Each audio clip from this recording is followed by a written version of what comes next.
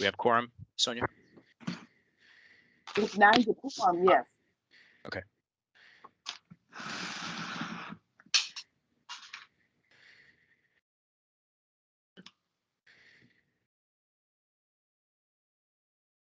I think we're waiting for our chair. He's here. I'm counting 19 commissioners.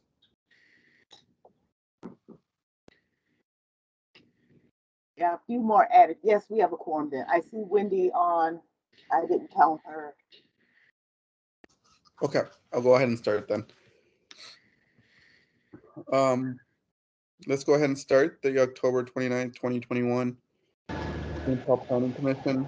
This meeting is being held remotely. It's not practical nor prudent for the commission. If someone could please mute themselves, so everybody make sure that you're muted.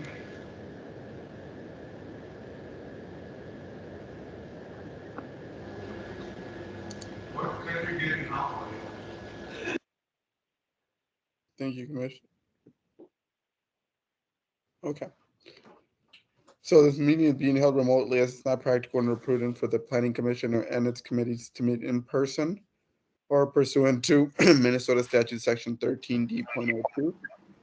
In light of the ongoing pandemic, the Planning Commission will not be present at its regular location, and all members of the Planning Commission will attend this meeting by telephone or other electronic means.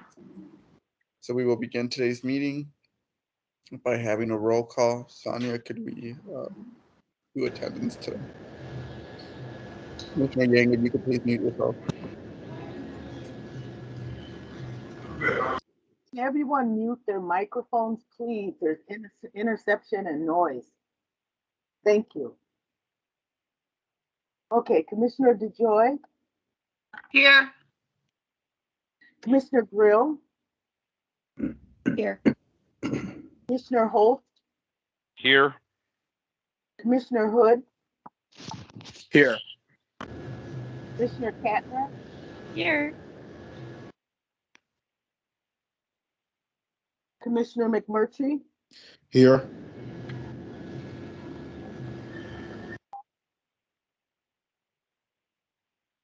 Commissioner Moore.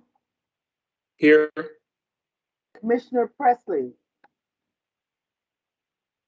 Commissioner Riley. Here. Commissioner Risberg. Here. Commissioner Saeed. Here. Commissioner Taglia. Here. Commissioner Thomas.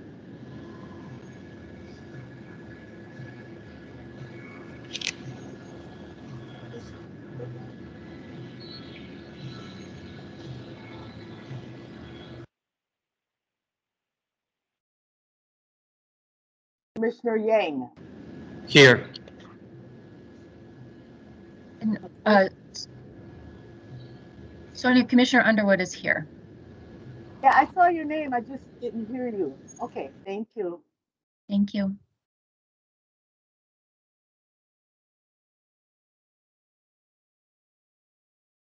And of course, the chair, Rango Morales. Present. Commissioner Mitchell is here too. Thank you. Okay, so we'll move on to the first item on the agenda. I'm seeing that it's Communications and Nominations Committee. Luis, is that just listed because you guys just met from 8 to 8:30 this morning, or is that intended to be the first item?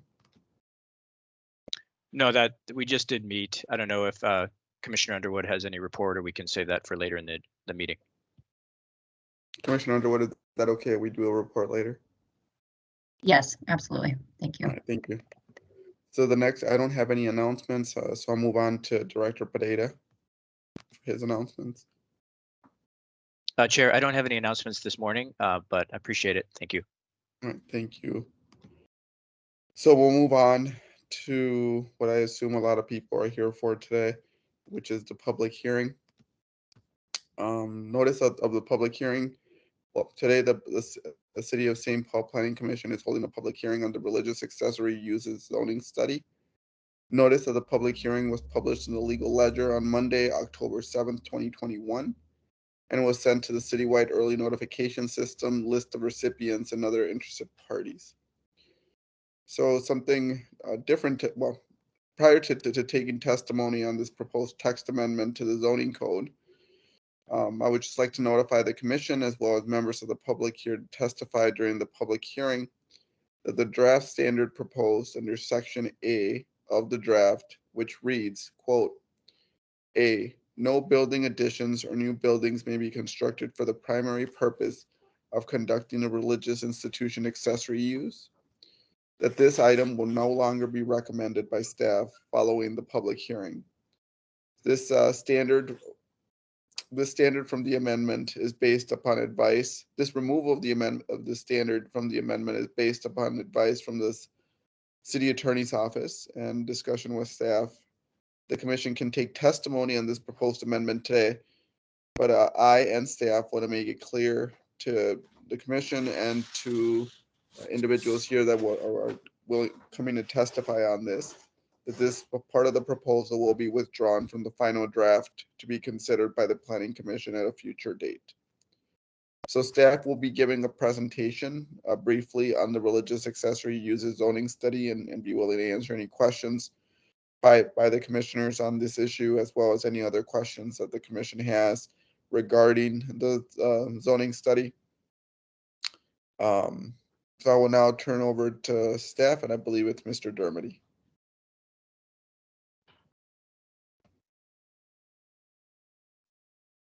Thank you, Chair and Planning Commissioners, members of the public. First off, I'll just ask Luis. I'm a guest. I got demoted to a guest, so I can't share my screen. I just emailed you a document. If you could put it up on the screen when you're able to. It'll take me a little while to get to that point anyway. I'd appreciate it. Good morning, everyone. My name is Bill Dermody. I'm a planner with the City of St. Paul. On the table today for public comment is a set of draft zoning code amendments to define religious institution accessory uses and to create associated standards. We've heard and read a lot of comments already at the staff level from folks. Thank you for those. With many people wondering why the city is regulating these uses at all, that is a good question, which might be helpful to address at the outset of the hearing. So I'll do that now before I get into the specifics of the proposal. So why is something being proposed at all? The short answer is that it's required by a court order, but there's more to it. So I'll explain. Many cities across the United States define a church or religious institution in their zoning code, but do not specify the allowable accessory uses. That doesn't mean accessory uses aren't regulated in those cities. It just means they're not spelled out in the code.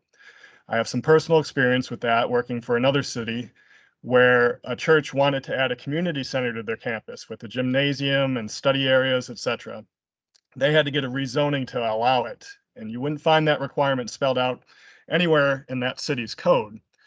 Zoning administrators across the country make similar one-off case-by-case decisions when faced with such gray area requests about what constitutes a church, in residential zoning districts especially, even if those details aren't spelled out exactly in the code.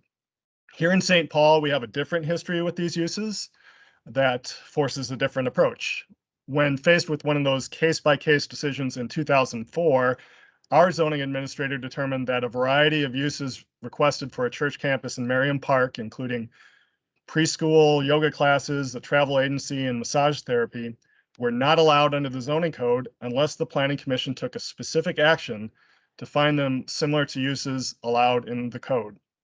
So the Planning Commission did that. They approved what's called a determination of similar use application that found the requested uses were indeed similar to a home occupation, which is allowed in residential zoning, and made it subject to the same conditions that home occupations are subject to. Some of those conditions, as you might imagine, are imperfect fits for uses like preschools, yoga classes, or community services, such as a 1-to-1 ratio for teachers to students, or very minimal traffic generation, whatever exactly that means. That 2004 decision has been repeated administratively ever since, with no public notice required. for any gray area accessory uses requested at a religious institution. A few years ago, in 2017, the problems with the city's process came to a head with a request to allow a social services organization to serve over 100 people per day using the entire lower floor of a church in Dayton's Bluff. It was approved administratively.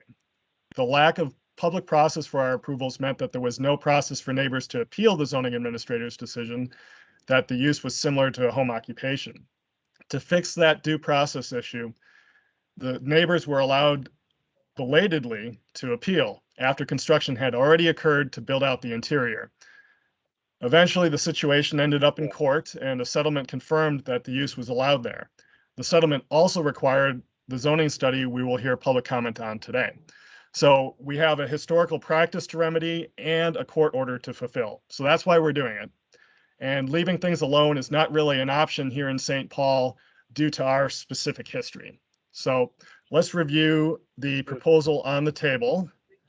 And it looks like I have the power to actually share my screen now, so I will do that. Yeah, it's up as well, Bill. I don't know if you can see that. Oh, did you put it up? Thank you. There it is. So, by some measures, the proposal on your screen would be the most explicitly permissive zoning code treatment of religious accessory uses that I am aware of. Uses that might require rezonings in other cities would be explicitly allowed here, including overnight shelter, social services, community centers, performance spaces, and reception halls. Here's somebody talking in favor of the thing. None of these uses is allowed in a residential zoning district according to the code today. The full list of proposed uses is on the screen. On the other hand, there are also some limitations on the table, which I believe we'll hear a lot of public comment about today, which is very helpful. Those limitations include the one that is struck on your screen and that the chair announced would be struck, that no new building or building additions for the primary purpose of conducting an accessory use, condition A, that will not be going forward. Also contained within the definitions there, item number 4, emergency housing and overnight shelter is limited to 10 adults plus children in the care. So that's another limitation to be aware of. And the third one, which is condition B on your screen, in residential districts, social and community services over 1,000 square feet require a conditional use permit from the Planning Commission. So 3 main limitations are proposed. One of them is struck, so there are 2 remaining on the table that we welcome comment on. We welcome comment on this entire documented process as well. After today, for everyone's information, the process is that a committee at the Planning Commission will review all of the testimony and make a recommendation to the full Planning Commission on how to proceed. Then the Planning Commission will make its recommendation to the City Council. The City Council will hold its own public hearing in January and make a decision. And due to the court order, this process must be complete by February 1st. With that, I'll turn it back to the chair. Thank you very much. Thank you, Mr. Dermody. I'll now turn it over to commissioners for any questions from Mr. Dermody about the study or about the item that has been crossed out or any other questions.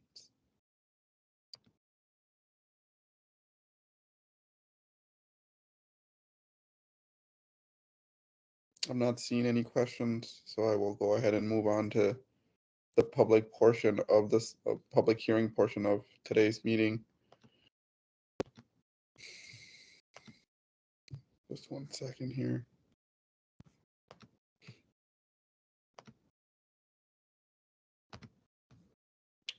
So before the hearing is open for public, I will now open the floor for commission members to ask. The following rules of procedure will be used in conducting the hearing. All testimony and questions will be addressed to the chair. If you're a member of the public that would like to speak during this public hearing, you will be asked to identify yourself. Speakers should state their name and address for the record before beginning their presentation. All comments must be confined to the topics of the public hearing, which is the proposed religious accessory uses zoning study. Each speaker may speak only once.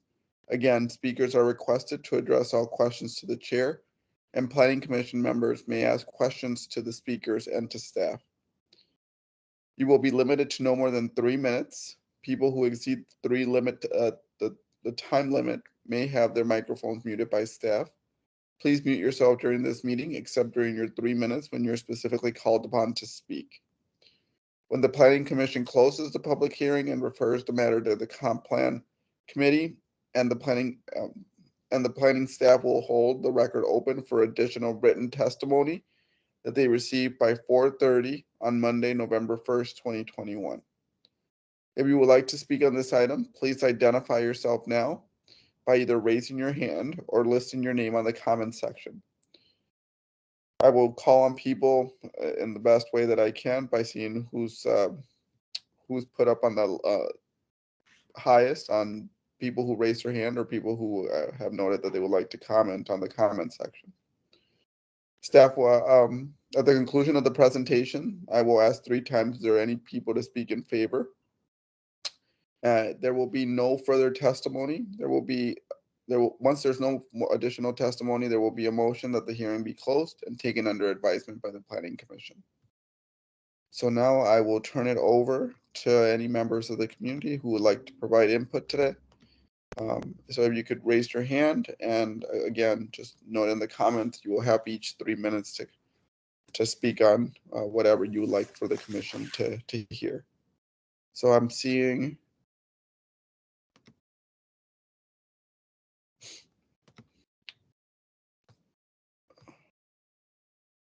I'm going to go ahead and call on Imam Assad Zaman. Council members, good morning. Thank you very much for taking my testimony. I really appreciate it. I would like to speak out in opposition to this proposed. Sorry to interrupt. Could you please state your name and Sure. address for the record? Sure. I am Imam Assad Zaman. I am Executive Director of the Muslim American Society of Minnesota. My address of record is 1608 Como Avenue, St. Paul, Minnesota, 55118. Thank you, sir. Thank you very much for hearing my testimony. I'd like to speak out in opposition to this proposed amendment. And the reason for it is actually fairly simple. I represent a minority faith. Most of my fellow imams and mosques are new to the city, and they have not had the decades, and in some cases the half century, to build up a impressive campus with all the accessory services that are being discussed. Yet these services are in desperate need by our community. Our community needs soup kitchens and homeless shelters and battered women's shelters and workforce training centers. And I have to be honest with you, our community receives significant misunderstanding and significant discrimination when we go in front of cities. There is literally a cemetery in our community that has been purchased 6 years ago, and we have not been able to use it even once because city councils and neighbors give us a hard time. So creating a set of regulations that would force us to go in front of and confront angry neighbors, many of whom express Islamophobia, is not at all in our best interest. I am strongly against this. I do not know a single imam who is in support of this proposed amendment. I would urge, if the court is requiring you to clarify accessory uses, clarify them and make it clear that these are all the accessory uses that are permitted for a church to do. The definitions of churches are well established by the Internal Revenue Service. I know because I had to apply for and receive church status for my organization. So I don't see why this is going to be a problem. In conclusion, I strongly oppose the proposed amendment as it stands, and I urge you to instead make an amendment to comply with the court order that would allow all accessory uses for established churches. Thank you very much. Thank you, sir. I'll turn over to commission members and to see if there's any questions for the speaker.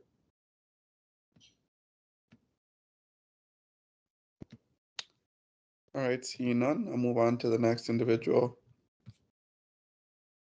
Mr. Ryan Reckamp.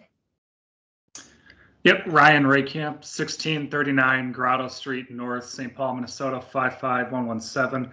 I'm here on behalf of Lumen Christi Catholic Community at 2055 Boland Avenue. I appreciate item A being struck from the record. That was a primary concern. Our second concern is the definition of childcare being labeled as accessory use. It is my understanding that childcare also would include preschool, so it's part of our educational facility. Currently, our school is at capacity, and we house most of our preschool in our worship space or our church campus, if you will. This change to the amendment then classifies childcare or preschool as an accessory use and not a valid institution of our education policy. It seems to contradict what we're hearing from the city and state that preschool is in fact, part of the education process. So I'm concerned about that change in language. The second piece is the state and city now, or the city now is determining what is religious institutions use and what's a valid ministry. Who gets to determine that going forward? Is it based on consensus of who issues suggested uses, or would this be determined by the courts? And if this in fact will be determined by the courts, my concern is how much time and effort the courts would have to spend going through item by item, determining what is an accessory use and what is an institutional use that is valid and important to the ministry of the church. So I highly encourage the city to re-examine this, to take a step back and work with the houses of worship to come up with an accommodation. More than happy to sit down at the table and figure out what can we do in order to meet the requirements of the court order, but at the same time not inhibit growth in future ministries of our church. Thank you so much. Thank you, Mr. Reckamp. I'll turn over to commissioners to see if there's any questions for the speaker. I'll move on to the next individual, Reverend Carl Johnson. Good morning, Chairman. Good morning, Commissioners. My name is Carl Johnson from Dayton's Bluff, record of address 781 East 7th Street, St. Paul, Minnesota, 55106. My two concerns. One concern is that you guys created recommendations, it sounds like, without an ecumenical advisory board that will help define some of these accessory things that we are seeing on the board, and also the focus on conditional usage for food pantries within our city. The one thing I do know, because of COVID, churches have been a frontline support for anyone who has been food insecure over these past year and a half. And limiting that and creating a conditional use will also hinder the uses of churches doing that, especially ones who use parking lots and drive-through food pantries to get these conditional uses up and going. And so I just think there was a little premature assumption made, and we would appreciate some. All right, thank you, Mr. Johnson, or Reverend Johnson. I will go ahead and turn to commissioners to see if there are any questions for the speaker. Seeing none, I'll turn over now to Pastor Joshua Miller.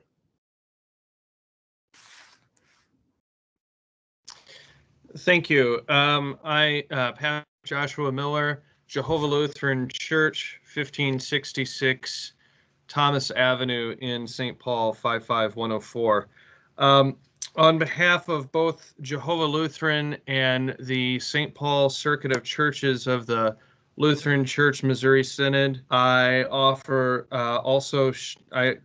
strongly speak against this proposal as exceedingly broad and really as overkill to a problem which could be addressed much more narrowly. My brothers and sisters and I on our circuit see this as a clear overreach and speak against it. In particular, the things that are listed as accessory use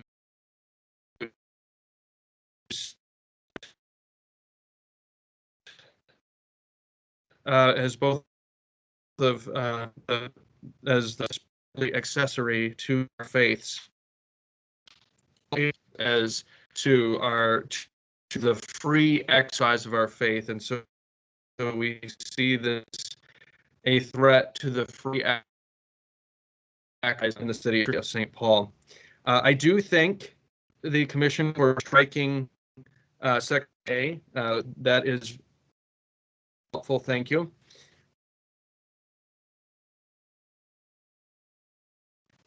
If the religious education classes are an accessory use, all of our churches and many others have confirmation or Arabic school or something along those lines, and that is hardly accessory to our existence. It is indeed essential, as is serving our neighbors. I urge the commission to scrap this proposal, to go back to the drawing board and draw up something that does address the court order and the history and the issues, but is not so broad. Thank you for your time.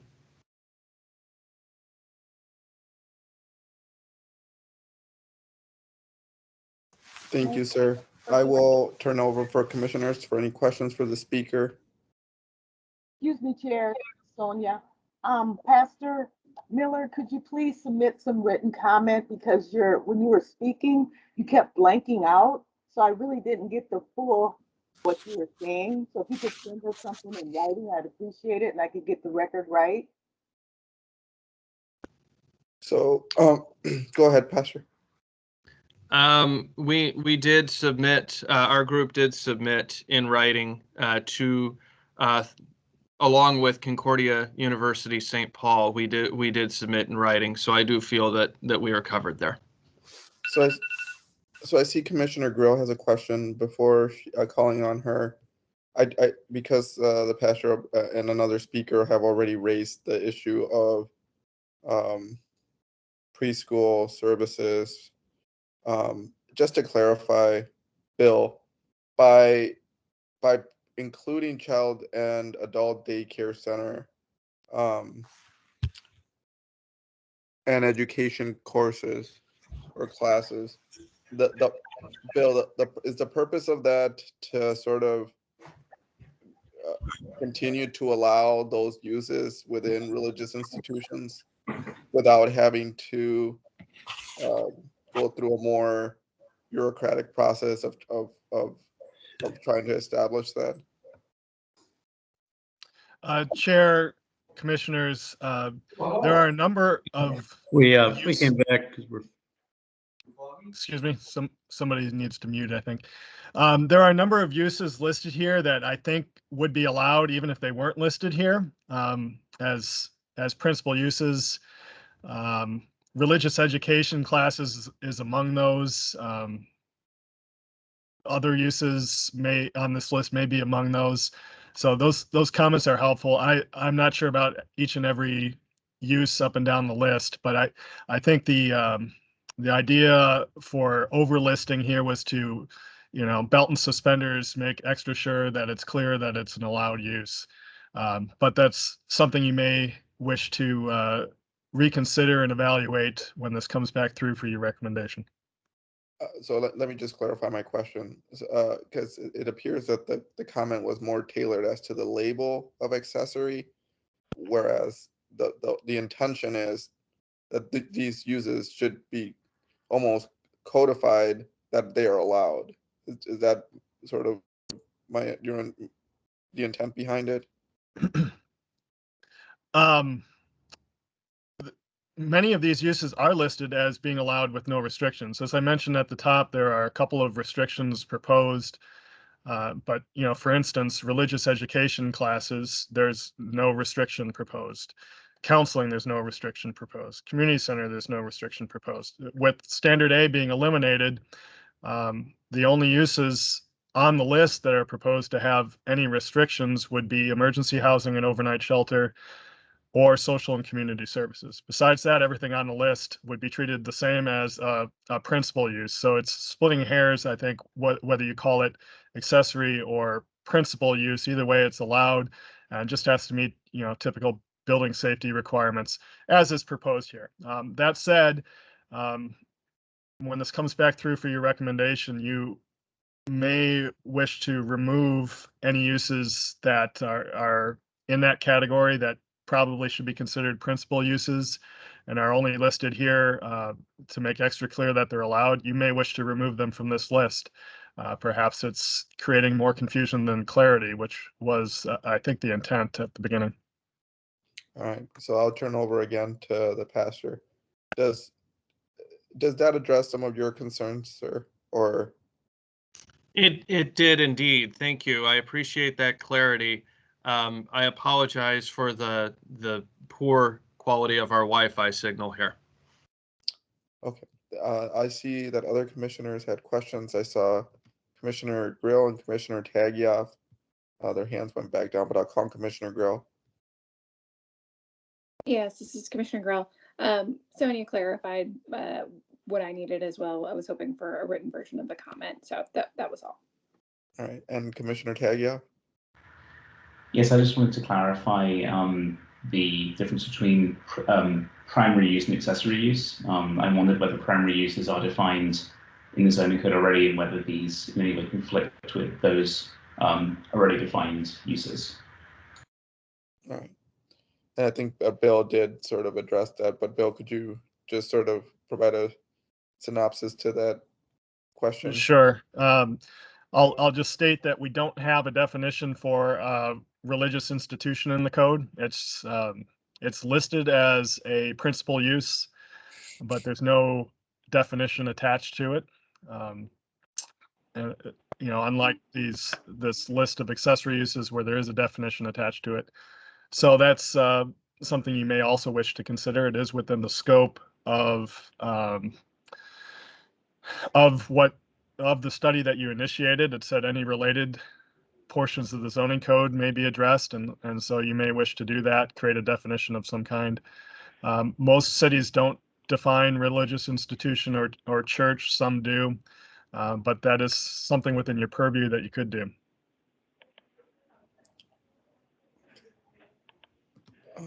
Any additional questions for staff or the pastor before moving on?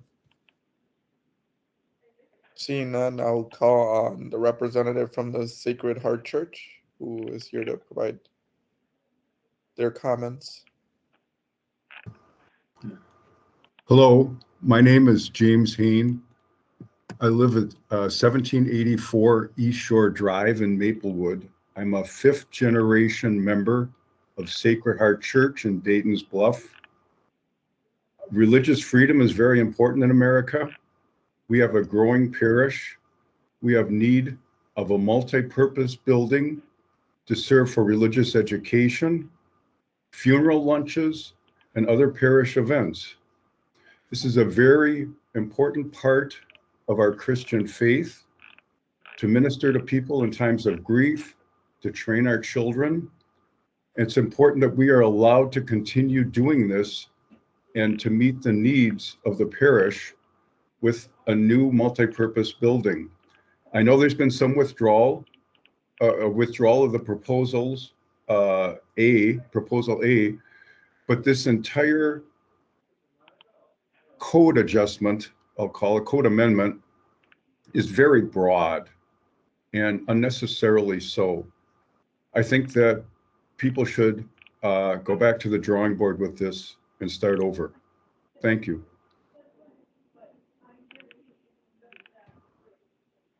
So just for clarification for us as the commissioners, sir, and for staff, when you say it's broad and you disagree with what portion exactly are you? Could you give us an example of what you're referring to? Sure. I think that the items listed, child, adult daycare, art, music, dance, counseling. I think that those types of things are important ministries for us, and we would like to be able to continue, we would like to be able to continue offering those to our parishioners. So, Bill, again, this is listing these items is continuing to allow what's already allowed, correct? Okay, all right. Correct. The list is a list of allowed uses, not a list of prohibited uses. It's a definition of religious accessory uses by making a list of examples.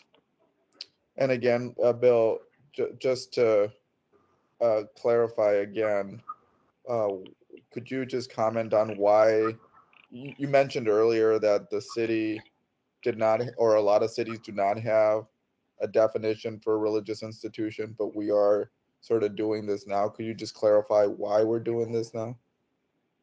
Sure, and I'll correct myself. We actually do have a brief definition of religious institution in the code. I'll read it now. It says a church, chapel, synagogue, temple, or other similar place of worship, along with uses directly associated with the place of worship, such as a rectory, parsonage, convent, monastery, and religious retreat. Other cities often will just list the use, and I guess it falls back on the common definition of a church or religious institution when it's not specifically defined in the code. And in St. Paul, our history for it, I don't know that there's a specific reason why accessory uses haven't been defined in code, but they haven't. I don't know how to answer the question any better than that. I don't know of it coming up specifically where someone said we aren't going to define these in the code, planning commission or staff or anybody else. But it is the way it is. But could you comment on why the city is taking this on now? Oh, sure. Well, the short answer is we have a court order, and we also have a history of treating these like home occupations, which is a poor fit, to state it bluntly. Home occupations are expected to be, one person with one individual taking a piano lesson, or a CPA or that sort of thing operating out of their house, which is clearly very different from what goes on commonly at religious institutions. So it's a poor fit that needs to be fixed. Plus, we have a court order to do so. All right, thank you, Bill. Turning over to Commissioner Riley. Thank you, Chair. I just have a clarifying question for Mr. Derby, if I might, which is that new language regarding religious institution accessory uses. It says that they include the following, and there's a nice detailed list. I'm wondering if that is sort of include but are not limited to, if that's understood by that phrasing, or if that's not an accurate assumption. Thank you. Chair, Commissioner Riley, I think that is an accurate assumption, but it also could use clarification. In fact, we got a letter suggesting that very thing this morning before the hearing, that that be clarified to not be an exhaustive list. So that's something you may want to consider when you make a recommendation. All right. Any additional questions for the representative from the Heart Church? All right, seeing none, we'll move on to Mr. David Menike.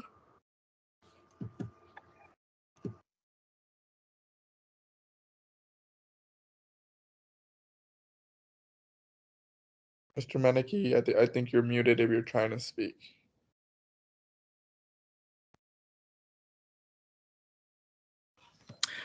Thank you. I appreciate the opportunity. My name is David Menike. I live at 1292 Marshall Avenue in St. Paul, and I'm also a faculty member at Concordia University in St. Paul, which is a signatory to a letter which has gone in. Yeah, my concern, I was appreciative that there is code language in the description of religious institutions, as you described, so that helps to understand. I'm not sure if that code language would include, schools or universities that are related to a church, like St. Thomas or Concordia University or public schools. So that's a question that I have. And then my understanding then is that you're planning on, the plan is to not include this list of accessory uses that's going to be omitted from the proposed amendments of things that would be not permitted to be zoned. So those are my two questions. Clarity on the religious institutions, what that covers, and am I correct in what you had said that those accessory uses will be eliminated from this proposed amendment of exclusions for zoning permits? So I believe, Mr. Menike, that what is currently being proposed 1 through 5 is sort of a clarification of what is would be allowed by right, and it's probably just a codification of what's already allowed. The way I understood it was the purpose was, yeah. But I'll turn over to Mr. Dermody for any correction. Yes, again, this list of uses is intended to be permitted uses, not prohibited uses. And what is off the table is struck on the screen there, and that's a standard that had gone out for public comment that will not go forward. And that was a prohibition on building additions or new buildings for the primary purpose of an accessory use. Everything else, that list of uses 1 through 5 is a list of uses that's proposed to be allowed, not the other way around. And so when something just to comment on, when speakers are saying that the language seems really broad, I believe staff is doing that intentionally out of respect for the various uses within a religious institution that would fall within these categories. It's my understanding of it, Mr. Menike. Okay. What was your second question, sir? See if I can post it for staff. Yeah, the descriptions of religious institutions, does that include schools and universities that are affiliated with a religious institution? Bill, would that fall under general education classes? It would not fall under religious institution. I don't think it would fall under education, whether it's college, university, or K through 12 school or whatever. We have another definition that would be a better fit for those uses. They happen to be allowed in pretty much the same places. So I don't know how much difference it makes, but we have education of various types defined in the code. And I think that's where those uses would fall.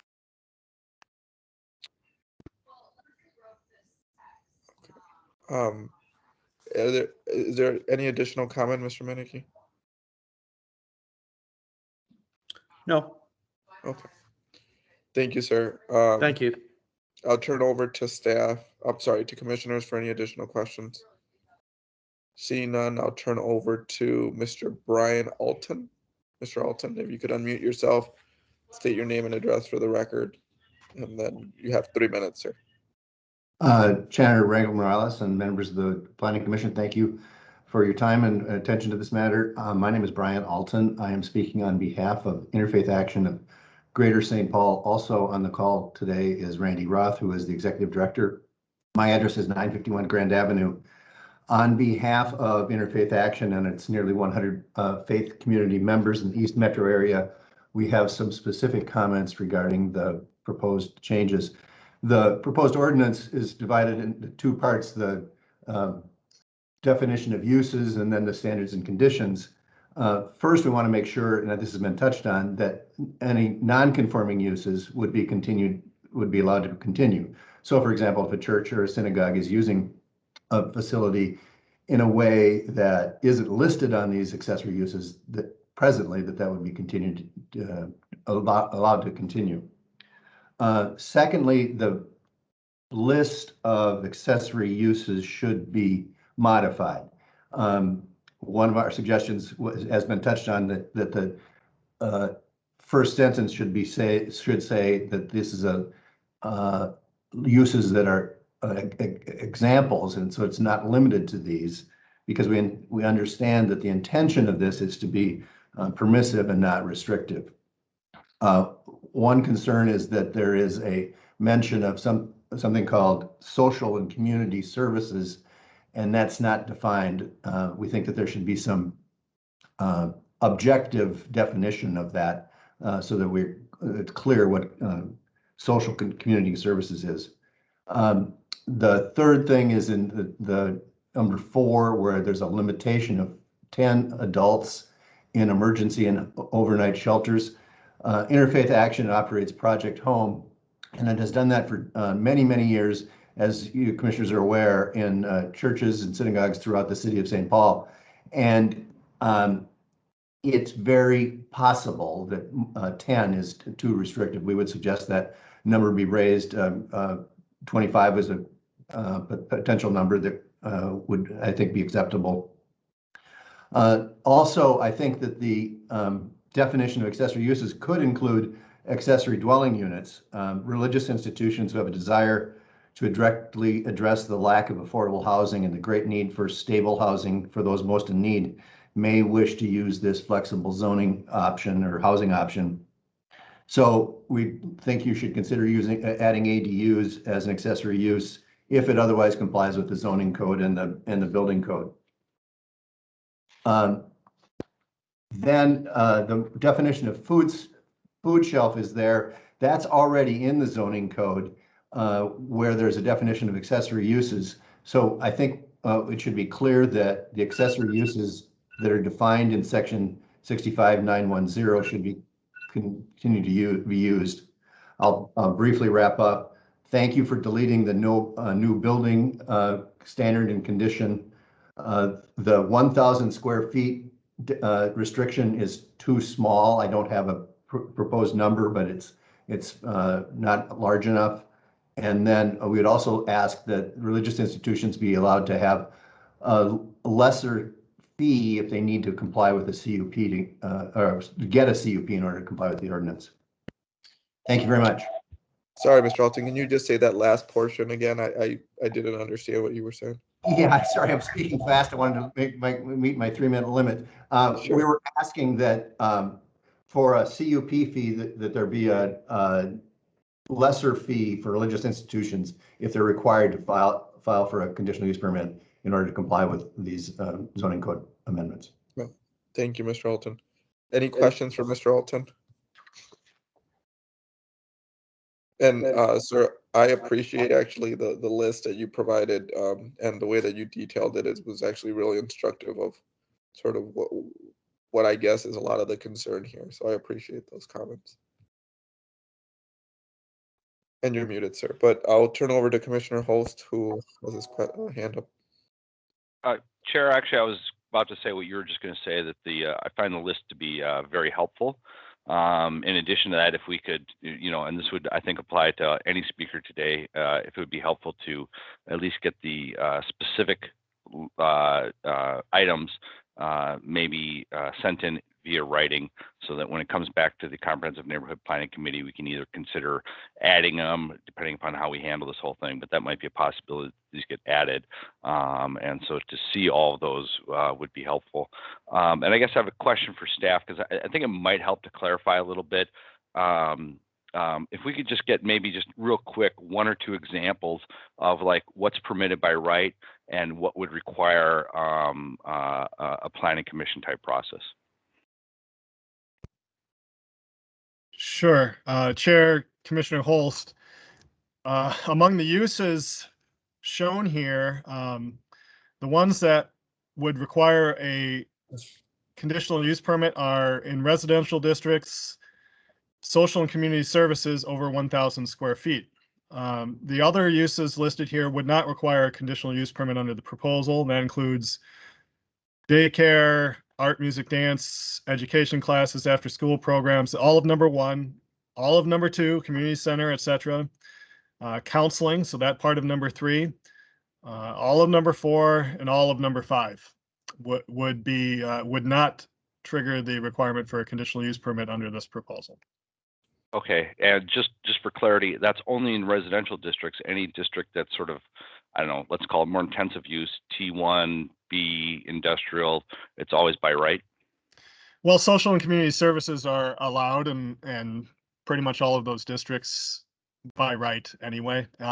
And yes, there's no trigger within this for traditional neighborhood, business, or industrial districts for a conditional use permit at all, no matter what the use is. Thank you. Any additional question for staff? And Mr. Alton, I assume you submitted written comments as Commissioner Holst is. I would join Commissioner Holst, and I think it would be really helpful. Yes, I did submit those last night. I sent them to Sonia and to Bill. So, all right, thank you, sir. Thank you And we very will much. get a copy of all of that, or we can request a copy of it if it hasn't been provided. I can resubmit it as well. I'm You sure will they'll- get a copy, Chair. You will get a copy of everything that was submitted. Yep, thank you, Bill. So thank you, Mr. Alton. I'll Thank move you. on to the next individual. Roger Rabin. Sorry, sir, if I'm mispronouncing your name. Could you could unmute and state your name and address for the record? Yes, my name is Roger Rabine. I'm an elected officer, Vice President of Our Savior's Lutheran Church at 674 Johnson Parkway in St. Paul. I have submitted detailed comments to Mr. Dermody reflecting some concerns I have regarding clarity for how the proposed amendments could be either interpreted by religious institutions or enforced by the city. I do want to echo what Mr. Alton said about social and community services, and I understand that's for spaces 4,000 square feet, but as written, social and community services does not appear to be specifically defined. I could not find a definition for what is meant by social and community services.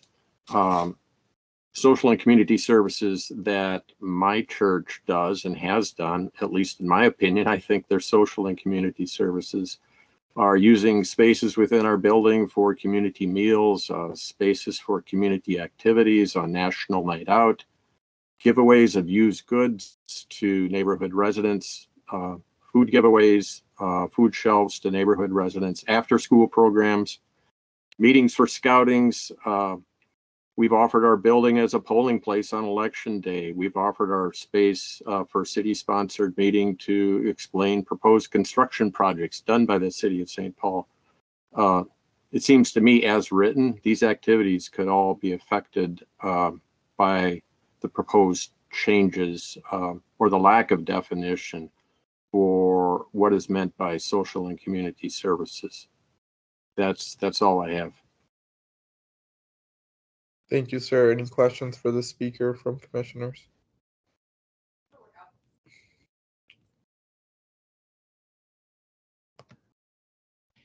All right, seeing none, we'll move on to the next person. Mr. Tyler Giles. Hi, my name is Tyler Giles. I'm elected officer of City Life Church at 225 Cleveland Avenue South. I mostly echo what my predecessor said. I think that the central flaw of this, after item A has been struck, is that it seems to be a gratuitous inclusion of a laundry list of things that are allowed by right, which are redundant,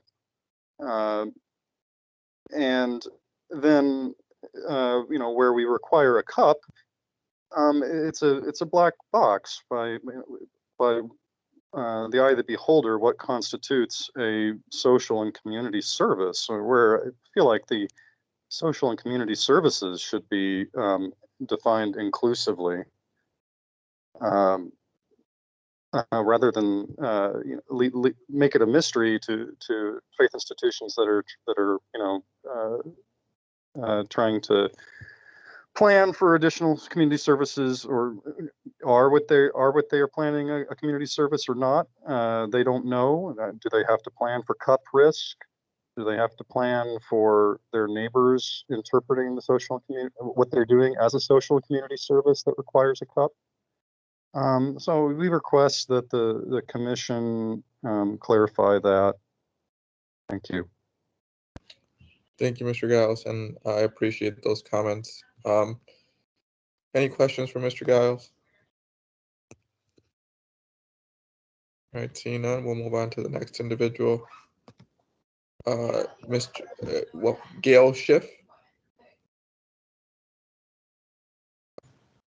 Yes, thank you. My name is Gayle Schiff. I live at 1459 Payne Avenue in St. Paul. I have a church right on my corner. I have another church 3 blocks away.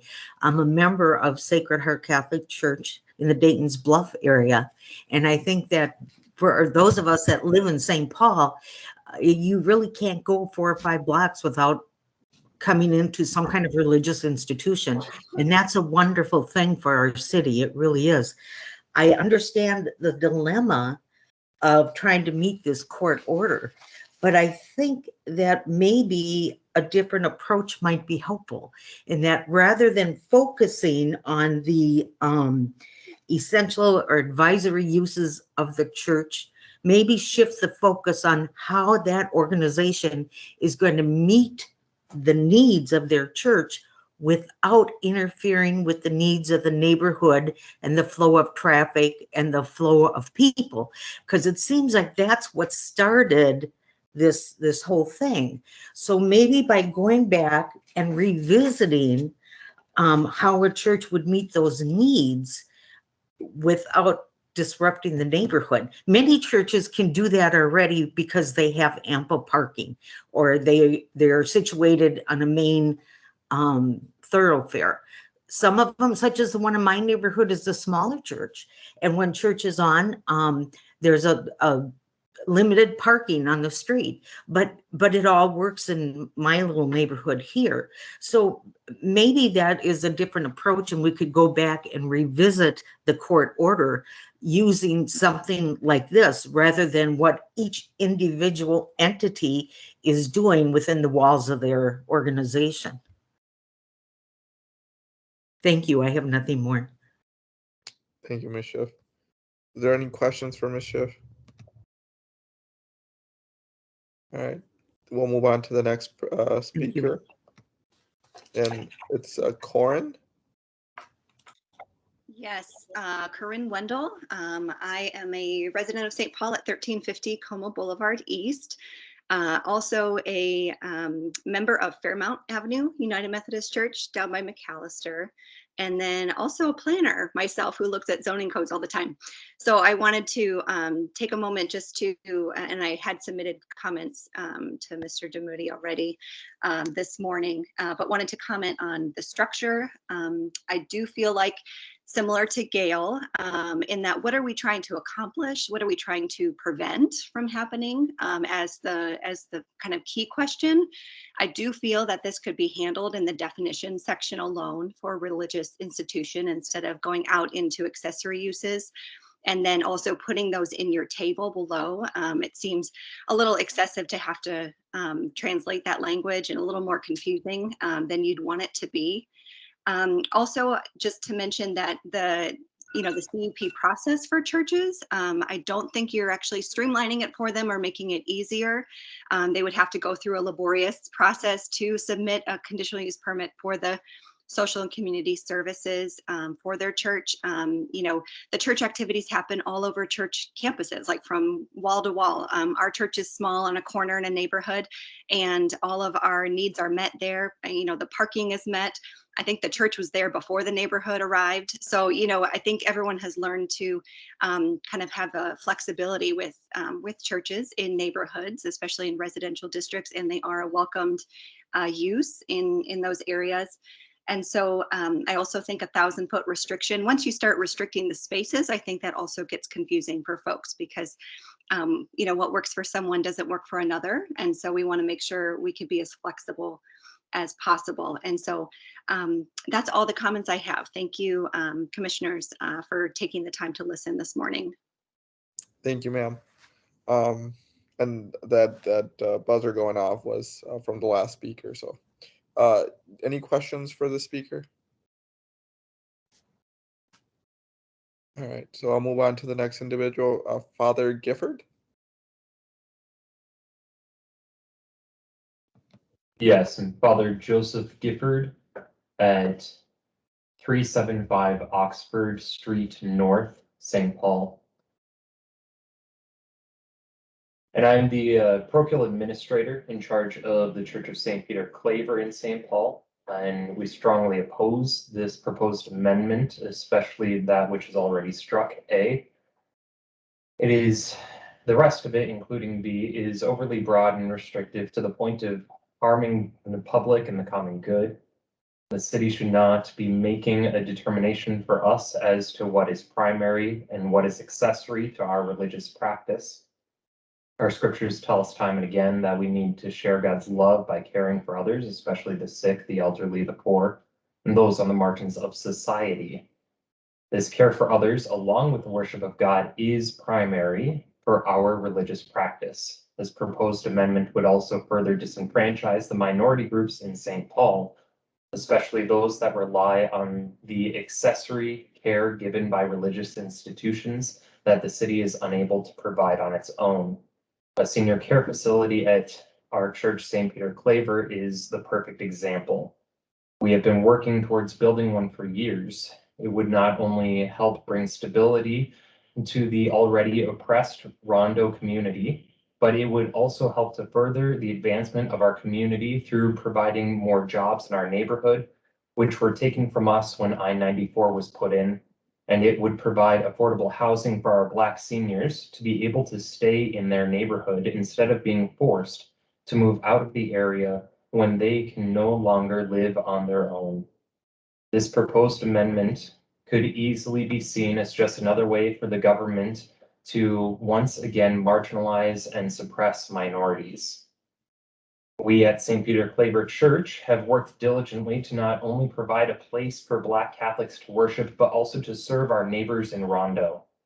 St. Peter Claver has 4 buildings: the main church building, the rectory office, spirituality center, and the St. Peter Claver School building. Under this new proposed code, we would be restricted in building a gym for our school, new rectory, new convent, new office buildings, or that new senior care facility. In the end, if these proposed amendments are passed as they are, then the city would be stunting our growth and forcing us to eventually close our school, which has been a staple of Rondo and has provided an opportunity to close the ever-widening racial education gap. It would also cut off any opportunity for us to build that senior care facility. If these amendments pass, the city of St. Paul will kill this pillar of the Black community in Minneapolis, which has stood for almost 130 years. This amendment should not be passed. Please do what you can to see our religious institutions as partners in public service, not competitors. Thank you. Quick question, Father Gifford, are you referring to, are you classifying that addition as a falling within a social or community service? The senior care facility definitely could, and it would be restricted by the standards and conditions B. 1,000 square feet, is that what you're saying? Correct. Okay. And I think I'm not going to put staff on, you know, without giving them an opportunity to address that question completely, but I do think it exemplifies what other speakers have commented on about perhaps providing a better definition of what is meant by community area, or just additional clarification on that. Any additional questions for Father Gifford?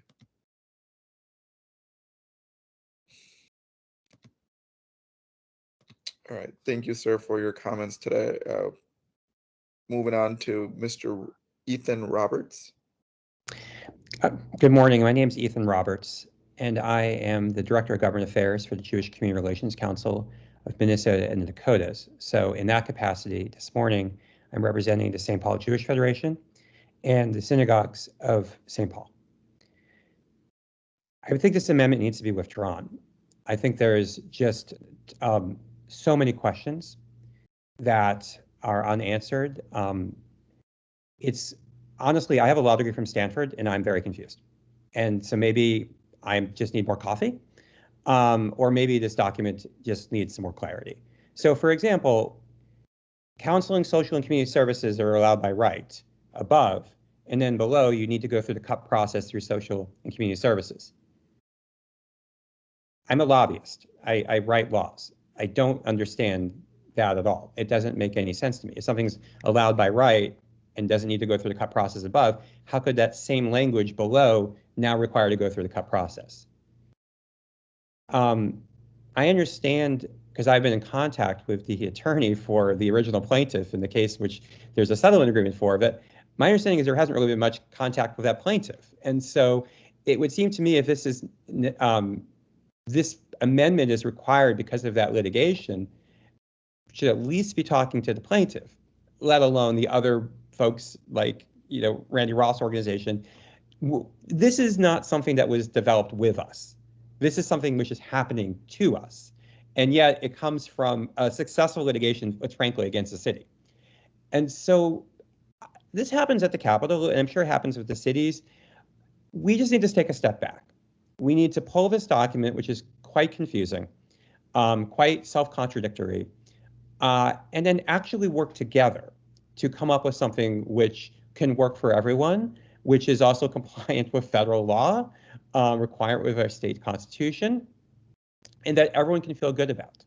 Trying to amend something meeting by meeting is not the best process. And I'm not quite sure, and I don't think a lot of us are quite sure what the urgency is.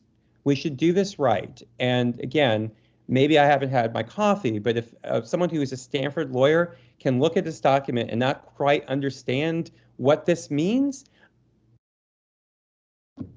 to not use a, I don't want to say that, I want to take the Lord's name in vain, but like, heaven help us, right? For everyone else who's going to have to look at this document and doesn't have the benefit of a law degree and try to figure out, where do I fit in this?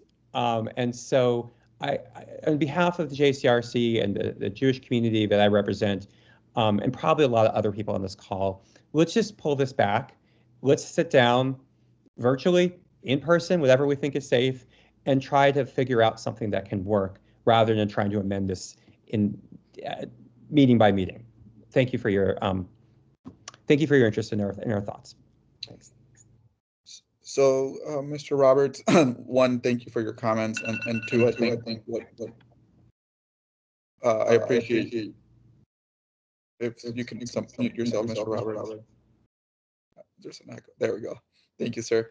I think you highlighted another important component, which is community engagement, which I know it's been a priority for the commission, at least since I've been serving. And so I appreciate those comments, and I hope staff takes them to heart. But there is one with regards to your comment about it being an accessory use and then subsequently being curtailed. It's my understanding, the way that I read it, just for clarification, and maybe Bill can correct me if I'm wrong, essentially a community center under 1,000 feet would be allowed by right. Anything over 1,000 square feet would require a CUP. That type of sort of allowance and then limitation or somewhat of a CUP requirement is, I think, pretty common in various areas of the zoning code. So could you, I'm trying to understand where the confusion is. So if you could, I'm trying to understand your point. So I think that would be helpful then, right? To add language which says, you know, for under 1,000 feet above, over 1,000 feet below. 1,000 feet, of course, is not very large. So I think that that's important. And something I mentioned in the previous call with just the Planning Commission staff, this is going to have a disparate impact on new faith communities or growing faith communities. And so if what you're saying is, well, if you're already in place over 1,000 feet, you're fine.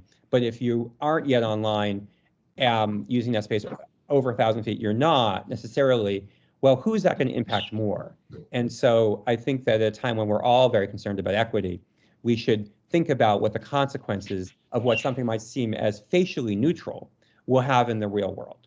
And so I do think that you potentially could have a disparate impact claim just given the real world that we all live in, and who has buildings and who doesn't, who has all the space they need and who doesn't, right? Who's expanding and who doesn't. And I will say there are elements of the Jewish community which are quite mature. You know, Mount Zion has been there forever, right? Chabad is expanding. And so I Yeah, so that would help, that kind of clarification. But again, I think this 1,000 feet, it's a very arbitrary number, and it will have a disparate impact on growing faith communities, probably particularly faith communities of color. I appreciate those comments, Mr. Robert. Thank you.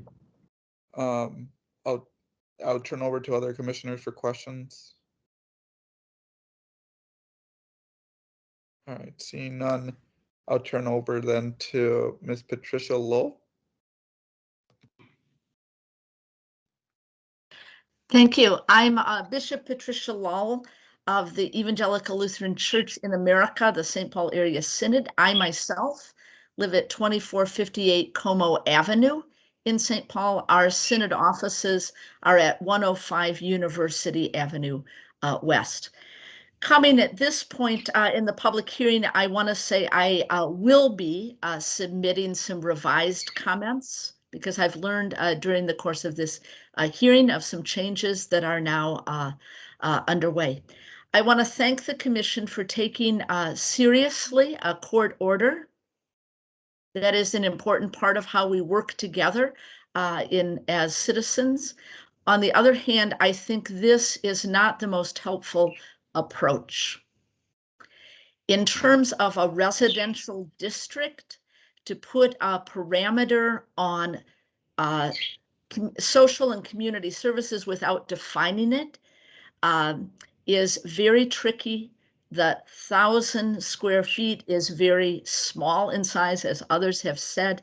More importantly, on religious land use, many of our houses of worship will come right back to say these are primary and essential parts of living out the faith of the community. I think it would be much better to acknowledge that there will not be a need for a conditional use permit, but that the building safety and fire codes cover capacity, cover that things are well done in both residential and other designated districts.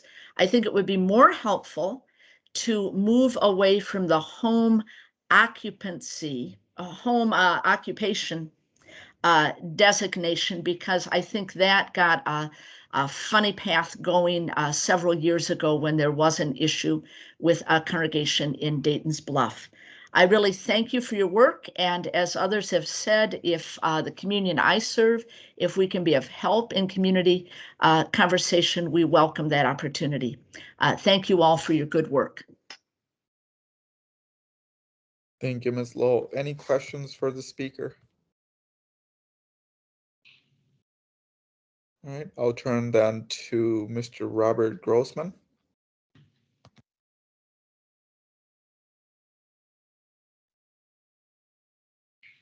Appreciate you talking with all of us today. I am Robbie Grossman. I live at 1332 Murray Street in St. Paul. I'm here today as a volunteer for the St. Paul Area Association of Realtors. I serve on their board of directors. I'm also on their government affairs committee and their housing affordability task force. I want to thank you, Chairman Morales, and the rest of the commission here with the utmost respect. We appreciate your service to the community. I will let you know we have submitted a form of our concerns on this to Mr. Dermody. We had major concerns about the restrictions on the expansion and development, and I'm glad to hear that that has been struck from this agreement or from this ordinance. However, I do continue to hear some areas of concern on the side of these institutions who are also property owners. And as far as the St. Paul Area Association of Realtors, we find property owner rights to be of the utmost consideration and really should be weighed heavily when balancing it with any given codes from any municipality. In the aspect of religious institutions and their accessory uses, I think there's a heightened aspect of consequences of changes to these codes that not only affect the institution's property rights, but also really the intricate role they play in the communities that they serve.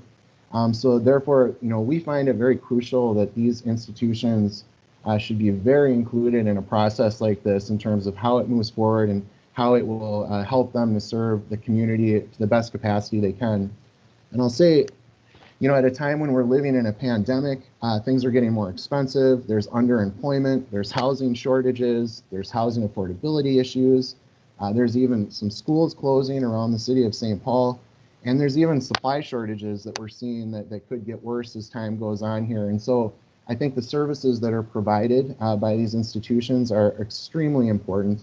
And it should be considered how a blanket policy could affect diverse communities, including the BIPOC communities that have been historically underserved in the Twin Cities. Those communities have different needs than maybe another community. And so I think blanket policies here can need to be very vetted out, and a lot of dialogue needs to happen. The communities of people in any city do have diverse needs, and we need that flexibility. And these institutions are also operating on tight margins, and adding more permit fees, that really does take money away from the people they are serving. I also just want everyone please to keep in mind that the city of St. Paul is trying to address the housing needs and housing affordability issue, and therefore there are more developments taking place here in St. Paul. There are some major developments like the Highland Bridge site or the Hillcrest development, River's Edge, which is being talked about. So with those projects, as you start bringing more people, not only more people, but more diverse populations into communities, flexibility is going to really be key for these property owners, these religious institution property owners. And they really are the boots on the ground that are closest to these communities. This policy, it needs to be done right. There are so many people that would be affected by the consequences of this. And I just from a very sincere place say this to you at the St. Paul Area Association of Realtors. We would love to help, try to come help the stakeholders here come to a consensus or give our input wherever it's germane. And I really implore you to put this on hold and give some more time to the stakeholders to get together with you at the table to find common ground, to be better educated, both from their end and your end, and understanding how their institutions work and the services that they provide. I think that's how you're going to come up with workable solutions with the least amount of collateral damage unintended to the community. So I appreciate you allowing me to speak today, and thank you for your service. Thank you for your comment, Mr. Grossman. Is there any questions from commissioners for the speaker?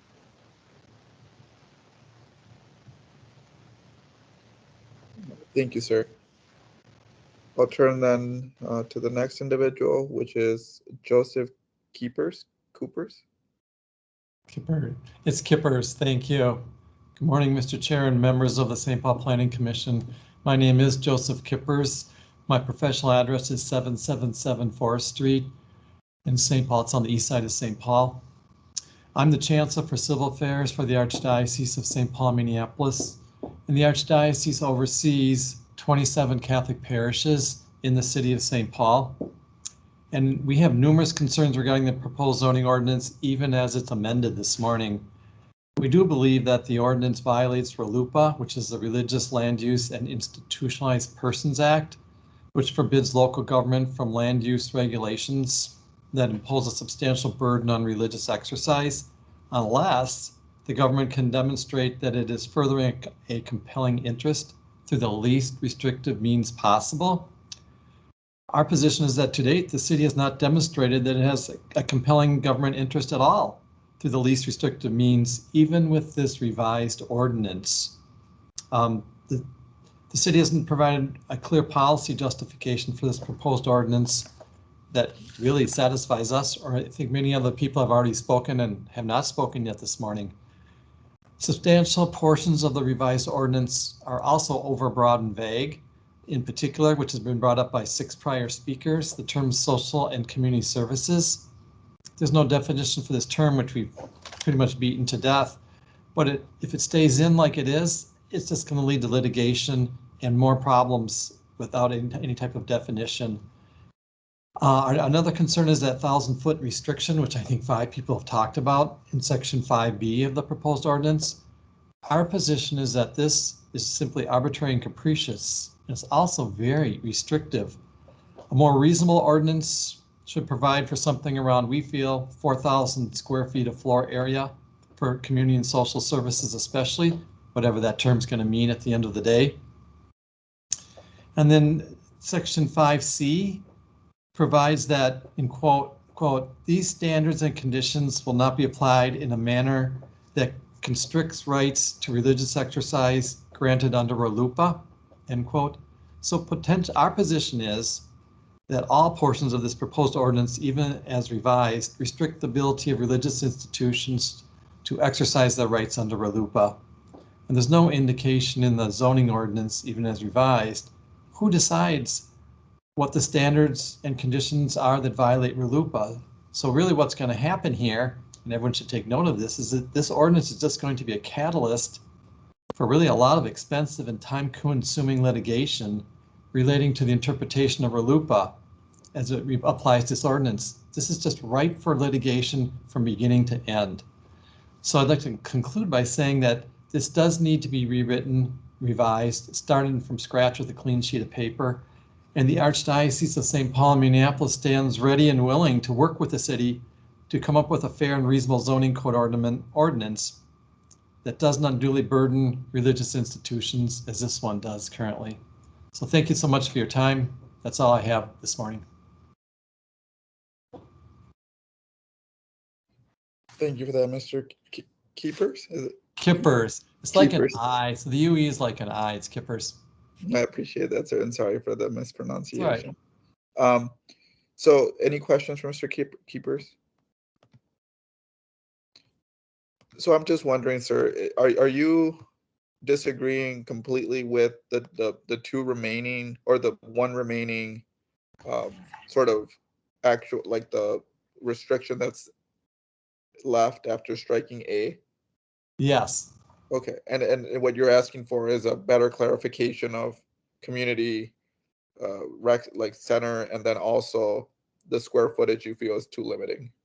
Definitely the square footage is too limited, and I think 5 or 6 speakers already commented on that. It's clearly too small for what these churches in our 27 Catholic churches in St. Paul do. But we're not looking for a clarification of social and community services per se. We're saying, number one, that term is just so vague and overbroad, it shouldn't be used. Okay. All right, any additional questions for Mr. Keeper?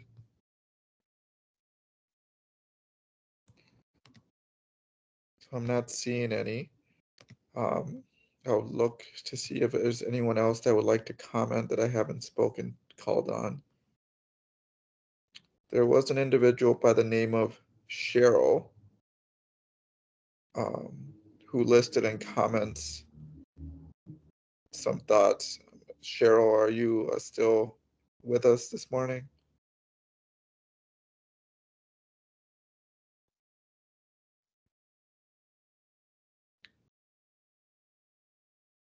Okay. Did I call on, sorry, there was a lot of speakers this morning. Pastor Joshua Miller.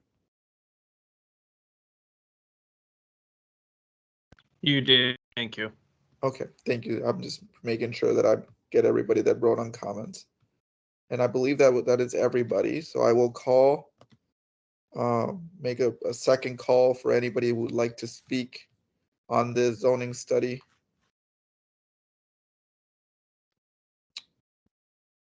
And then I'll make a third call for anybody who would like to speak on the religious accessory use zoning study.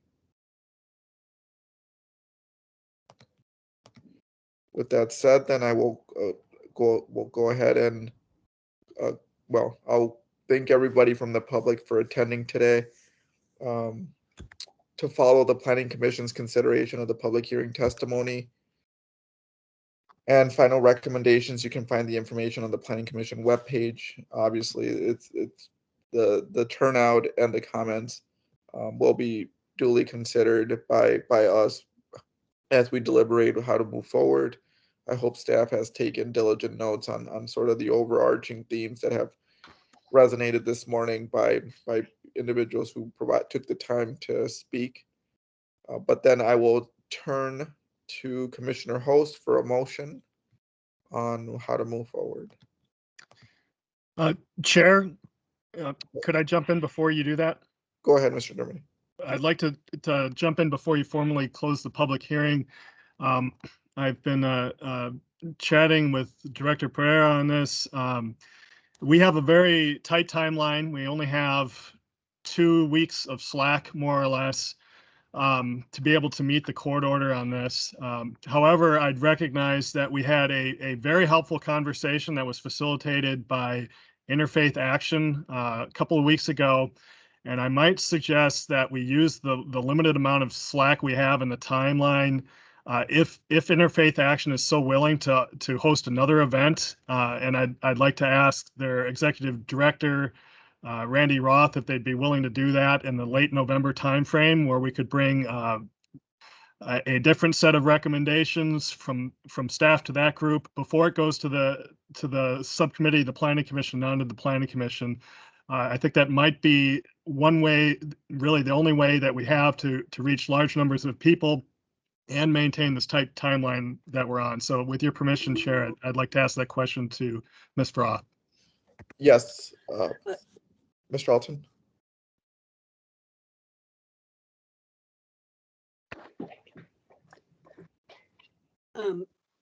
As Mr. Alton, who's our counsel, is queuing up, my name is Randy Roth. I'm the Executive Director of Interfaith Action of Greater St. Paul.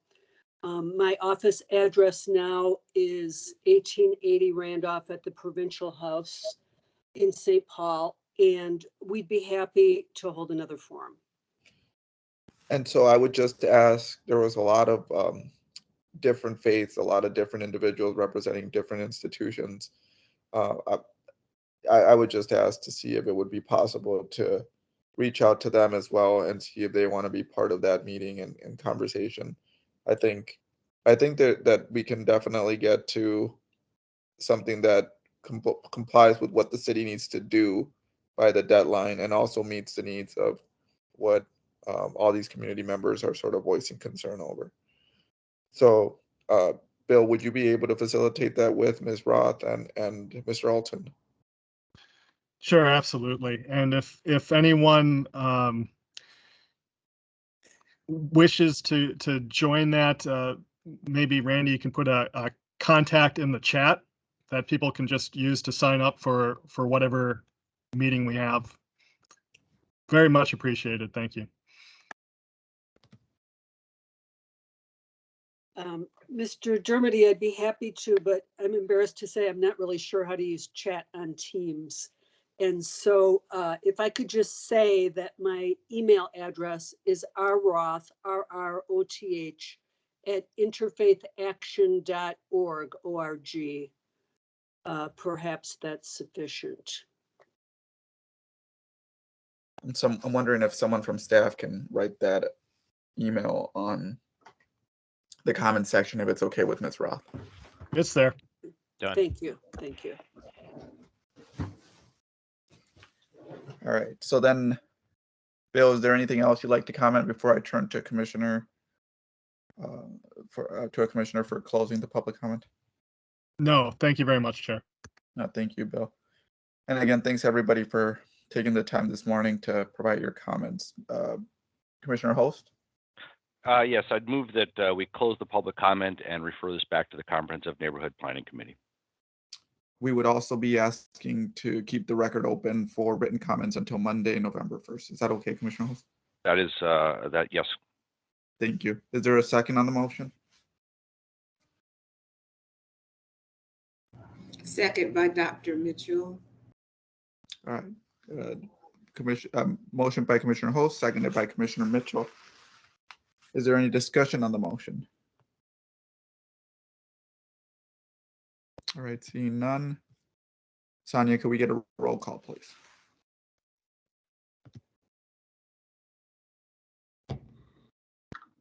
Commissioner Joy? Yes. Commissioner Grill? Yes. Commissioner Hood? Yes. Commissioner Holt? Yes. Commissioner Katner? Yes. Commissioner McMurtry? Commissioner McMurtry? Commissioner Mitchell, Yes. Commissioner Moore, Yes. Riley, Commissioner Yang, if you could please mute yourself until they call on you. There's a lot of background noise.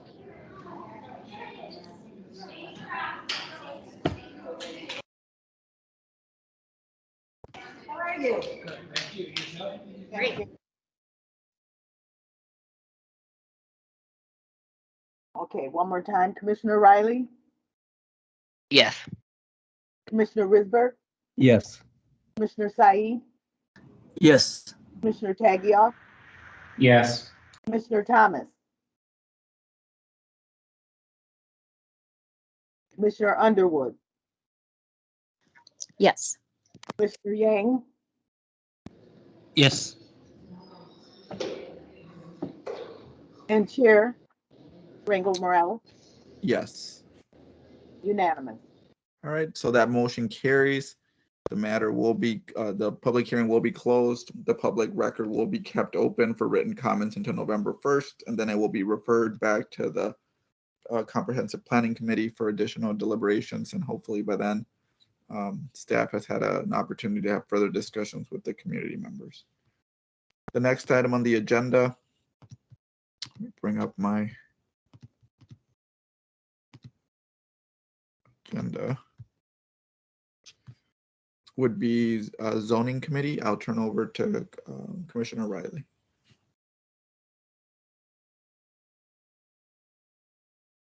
Thank you, Chair. All right. To start, well, the site plan review committee meeting agenda for next Tuesday, November 2nd, is an institutional building addition at 2206 Summit Avenue, which is the University of St. Thomas STEAM building. And then at 10:30, there will be a preliminary review for a multifamily residential building at 1096 James Avenue. And the note says that we can expect to see site plan review at the Planning Commission at a future date for that property. Then there are 4 items on the zoning committee agenda for next Thursday, November 4th. One is an application for an expansion of a non-conforming use permit to allow for the expansion of a non-conforming triplex to replace the existing rear exterior stairway with an enclosed stairway at 1680 Dayton, which is on Dayton between Aldine and Pierce. Second application is for a rezoning from R4 one family residential to RT2 townhouse at 83 Douglas Street, which is on Douglas between Harrison Avenue and Sturgis Street. There's an application to rezone from B2 community business to RM2 medium density multiple family residential at 1708 Selby, which is between Aldine and Herschel. And then the final application on our agenda next week is for a conditional use permit for an outdoor recycling processing center at 551 Barge Channel Road at Concord. So that's sort of the update. Then at our last zoning committee meeting, which took place on October 21st, our first item was Old Business, which was the application for a conditional use permit for 1179 East 7th Street. The conditional use permit was to convert the entire first floor of a commercial building to residential use, and a CUP is required every time more than 50% of a first floor of a building that has had a commercial use to be used as a residential use. One of the conditions from the staff recommendation was to retain the traditional storefront design whenever possible, as this building is near Heritage Preservation District and has been studied in the past, although is not part of any district, nor is it listed itself. The item was laid over at the previous zoning committee meeting to address a question from the committee regarding whether that requirement should be modified due to a potential substantial hardship or practical difficulties with complying with the condition associated with those traditional storefront design elements. Mr. Dermody's presented a staff memo dated October 15th, which is available on the website with additional information on the discussion he had with the applicant. Notably, page 2 of the memo details what the applicant said would be major hardships, including supply chain issues, associated with securing appropriate windows and the added cost to redesign the interior of the first floor, which is also partially built out. The memo also includes a scenario for a different recommendation if the committee and ultimately the commission desires, notably that at least one storefront window opening face each street. Those streets are East 7th and Duluth, being retained rather than all the windows. Mr. Dermody stated that his staff recommendation from October 7th remains, which is to approve with a condition that all of the elements of the traditional storefront be retained. And a motion from Commissioner Grill was to adopt the revised recommendation from that memo dated October 15th, which requires some, but not all of the architectural details to be retained. That motion passed by a vote of 6-1. I was the no vote if anyone is interested in my rationale, but it's not particularly exciting. So that completes the old business from our meeting. So the motion coming out of committee was to approve a conditional use permit for the 406 Maryland Avenue East, southeast corner of Maryland Avenue and Arkwright Street. Chair Rangel Morales, sorry, it would be for 1179 East 7th Street. The Maryland item didn't come back to us. Yeah, that'll be back another time, I think. No, that's on our meeting. 406 is the first on our agenda. Oh, it is. Oh, yes, I wasn't here. I'm so sorry. Thank you so much. I would defer to, I think, Commissioner Said if he's available on the first item of old business. I apologize. Well, let's just do the 1179 East Street 7th Street TUP. So the motion coming out of that was a conditional use permit to convert the entire first floor of a commercial building to residential use. And that was approved 6-1 coming out of committee. That is the motion. Is there any discussion on the motion? All right, see none. Sonia, can we get a roll call, please? Okay, Commissioner DeJoy? Yes. Commissioner Grill? Yes. Commissioner Hood? Yes. Commissioner Holt? Yes. Commissioner Kantner? Yes. Commissioner Mitchell? Commissioner Mitchell?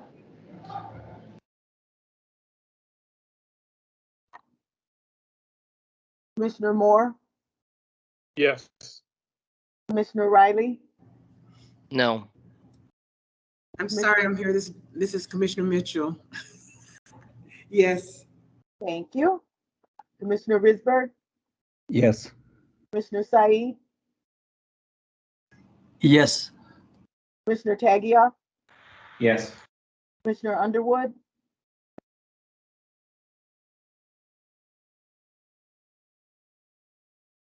Commissioner Yang? No.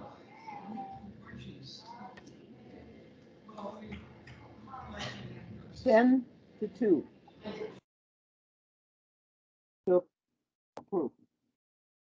Thanks. So that motion does carry for a conditional use permit to convert the entire first floor of a commercial building to residential use at 1179 7th Street East. So Commissioner Riley, let's just finish up your next item and then I'll turn over to Commissioner Said. I would appreciate that. Thank you very much. I'm terribly sorry to be confused this morning. So the next item in new business was hearing about an application to rezone from RT1 two-family residential to RM1 low-density multiple family residential at a property at 1329 to 1331 Lincoln Avenue between Hamlin and Syndicate Avenues. The intent of the application was to allow for a third unit to be legally rented in a building originally constructed as a duplex. Unfortunately, the application runs up against a potential spot zoning situation, which requires a denial because spot zoning is illegal in Minnesota. Staff clarified the rationale for that denial, which is that the pattern of zoning and development on Lincoln Avenue from east to west is so strong that creating a multifamily district on a 40-foot lot would create an isolated use compared to what is immediately surrounding it. In addition, this lot is rather narrow and is not on an arterial street. The pattern references the zoning that is usually applied to narrow lots on local streets Although there may be a variety of other land uses and zoning districts in the area, that variety is not on local streets. We did have a conversation about whether the city's residential zoning code is perhaps too fine-grained, and I'm hopeful that that will come up in the future.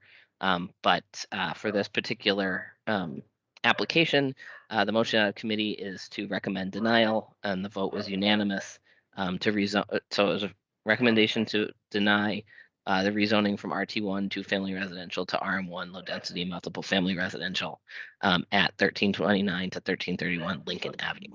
And that completes my report. Happy to answer questions. Right, so the motion coming out of committee was to deny the rezoning from RT1 to RM1 at 1329 at 1331 Lincoln.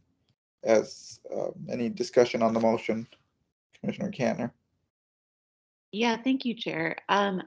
So I looked over the staff recommendation in the report, and I do see the rationale that was used around spot zoning. However, I think there is an argument to be made that this is not spot zoning. So for those of you who might not know, spot zoning is basically a change in zoning to a very small area that is out of harmony with the comprehensive planning for the good of the community. And both the comprehensive plan, the 2040 St. Paul plan, and the McAllister Groveland community plan both support a triplex being included in the zoning for this block. In the comprehensive plan, the housing chapter specifically calls out the missing middle, which is basically the segment of the housing market that is small scale multifamily housing compatible in scale with single family neighborhoods. And then the land use chapter identifies the area that this Lincoln addresses in as an urban neighborhood, which they say provides for medium density housing with a diversity of housing options. And I think, there's a legal test for whether something is spot zoning. And, there's three different factors. First is, does the requested use differ significantly from the prevailing land uses in the area?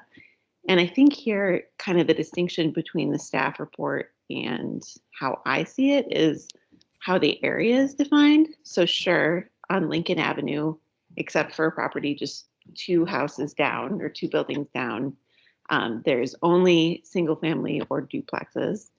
However, just north, just behind the property we're talking about is zoned RM2, which is multifamily medium density, which is a step up from RM1, which is what the applicant is requesting.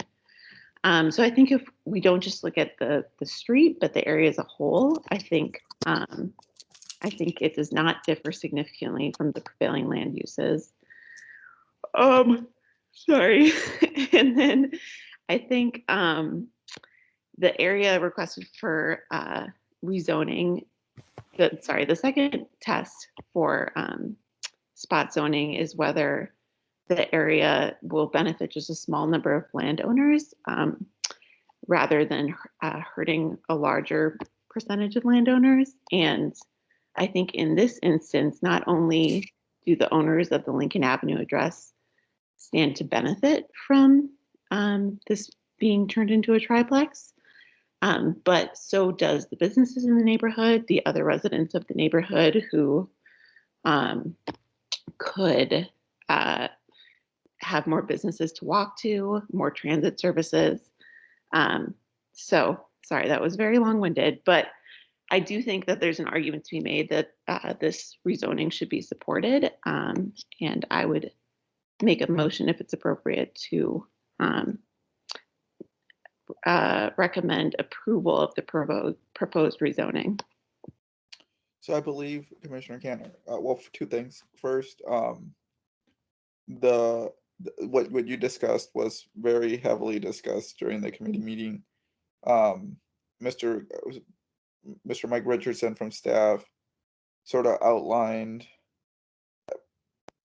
why in staff's belief even despite the arguments I think you've mentioned, they continue to believe that Lincoln had developed differently than Grand Avenue, and so therefore they couldn't get to the recommendation that it wasn't spot zoning. As you could probably imagine, the idea of not allowing an additional unit to be used in the city was pretty contentious at the committee level. And so I know a lot of people who voted, myself included, sort of were struggling with that spot zoning issue. With regards to the motion, the current motion is to approve. If it doesn't get approved, then I think we would need to sort of finalize the process of why it's not being approved, and then I think we could turn to you for a motion and see if there's a second. Sounds good. Thank you. And I see Mr. Richardson has his hand up, so I'll turn over to Mr. Richardson. Mike.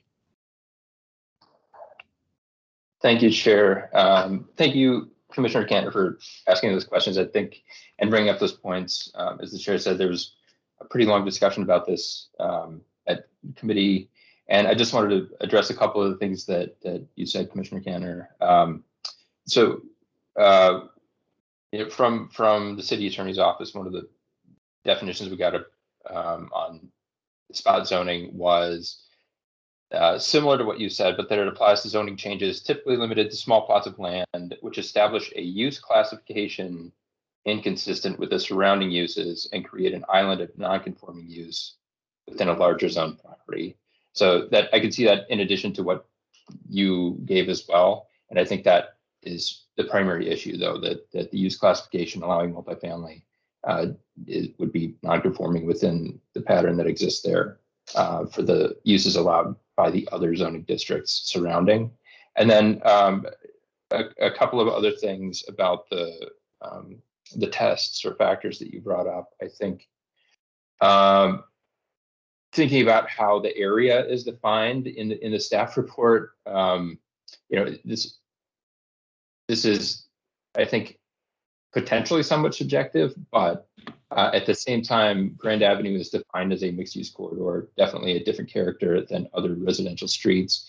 I think we were talking about Lincoln Avenue as compared to Goodrich directly south. There's an argument to be made that that is similar, and that those areas differ. So I'll put that out there for consideration.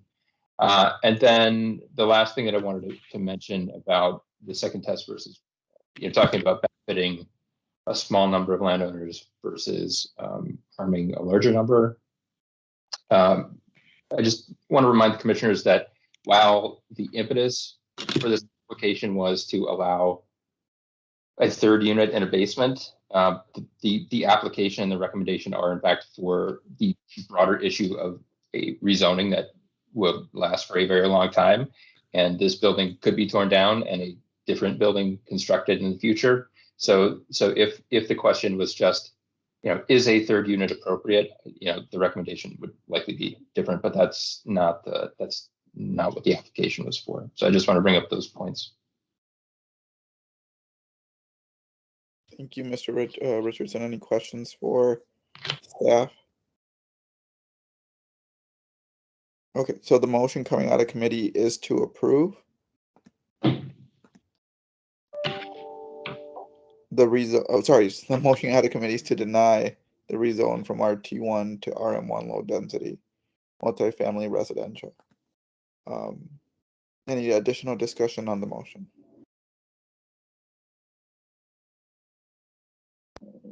So just to clarify, if you're voting in support of the motion, you would be voting to deny the rezoning. Sonia, could we get a roll call? Oh, sorry, let me call on Commissioner Risberg. Commissioner Risberg.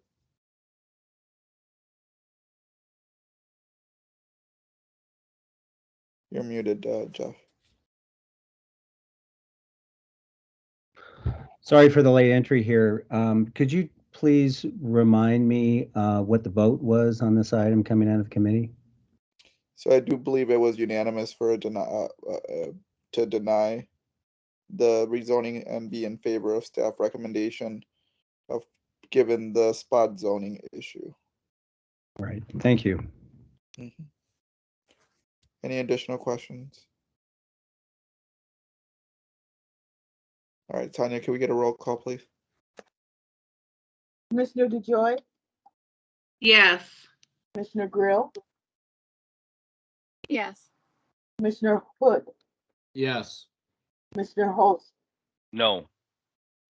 Commissioner Pickner, No. Commissioner Mitchell, Yes. Commissioner Moore, Yes. Commissioner Riley, Yes. Commissioner Whistler, Yes. Commissioner Said, Yes. Commissioner Tagia, Yes. Commissioner Underwood, Yes. Commissioner Yang, No.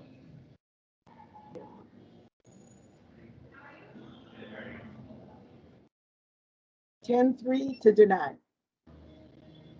So that's 10-3 in favor of the motion to deny the rezoning. That motion carries.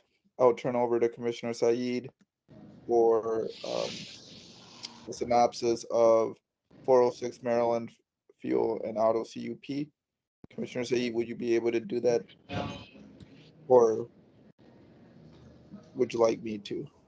Commissioner Yang, if you could please mute yourself. There's still a lot of background noise. Chair, Commissioner Sayed, if you could, please. Oh, you like me to do that? Yes, please. Okay. So there was a conditional use permit for an auto convenience market and auto service station at 406 Maryland Avenue East.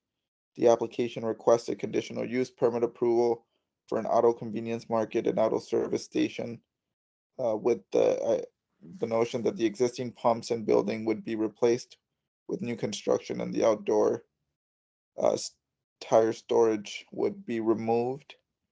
Looking at the minutes, it looks like the motion was approved with various conditions. The conditions listed. Second.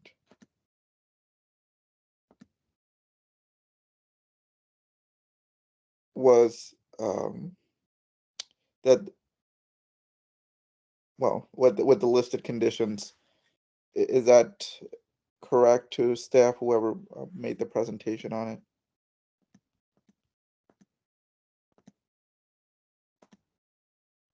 I'm sorry, could you repeat the question? I'm saying, were the conditions listed in the staff report part of the approval? Yes. Yes, Okay. and I believe this was laid over from last time because Commissioner Holst and perhaps others were interested in additional conditions. Okay. So the motion was approved with conditions. Is there any discussion on the motion coming out of committee?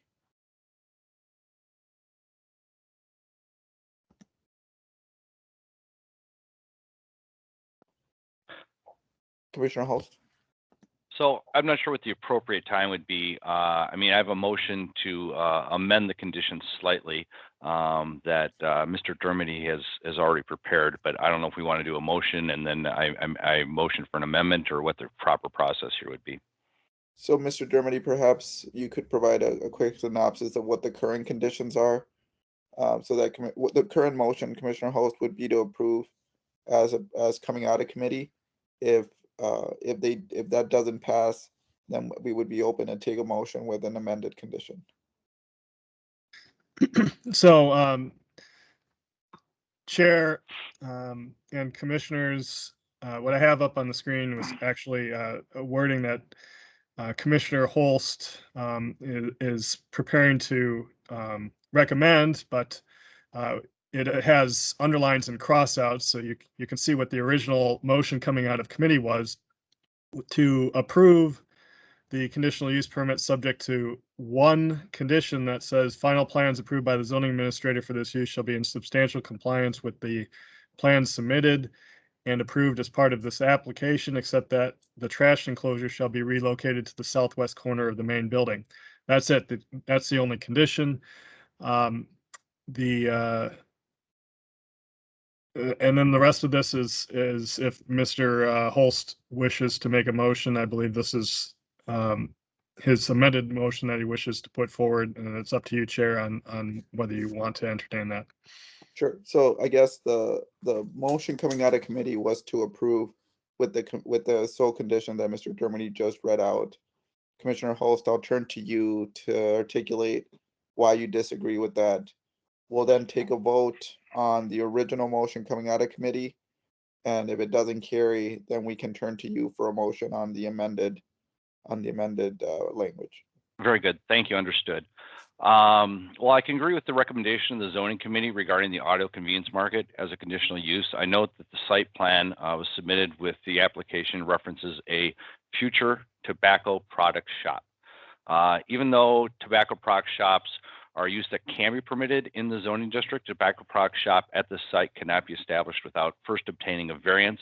The site is within half a mile of existing tobacco product shops, which other members of the Planning Commission had pointed out when we discussed this last week.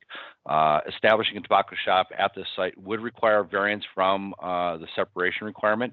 I believe is both probably premature and unnecessary to list on the site plan any future use of the property, especially use that would not be permitted at this time. I can support the recommendation, but think that the recommendation better serves the surrounding neighborhood if the reference in the site plan to a future use that is not allowed without a variance is stricken from the site plan as a condition approving this application.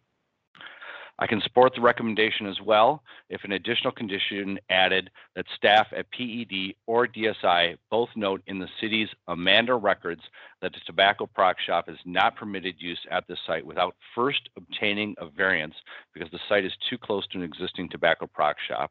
I would therefore move that these two conditions, well, should the other motion fail, I would move these two conditions as amendments to the recommendation of the zoning committee, have prepared some additions to the findings that would support these amendments. So last week when I was we were having this discussion, I was discussing whether or not we could put a conditional use permit on there that would just deny any future use of tobacco shop.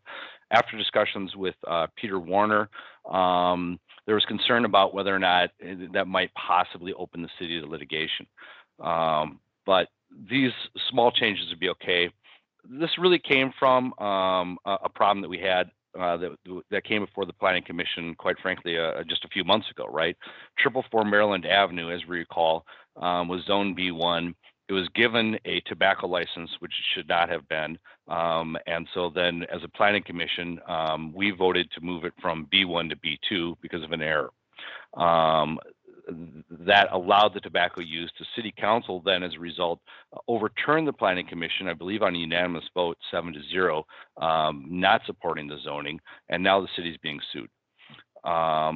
That, in addition to the fact that it's just a problem for neighborhoods, and I think we've talked about the other tobacco stuff extensively.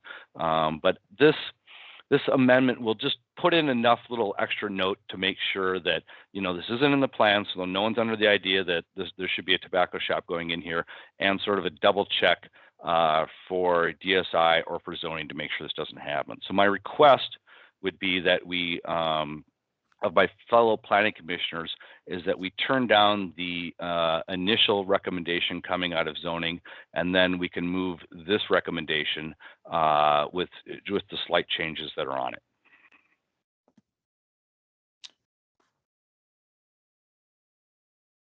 And Commissioner Holst, I think you just raised your hand.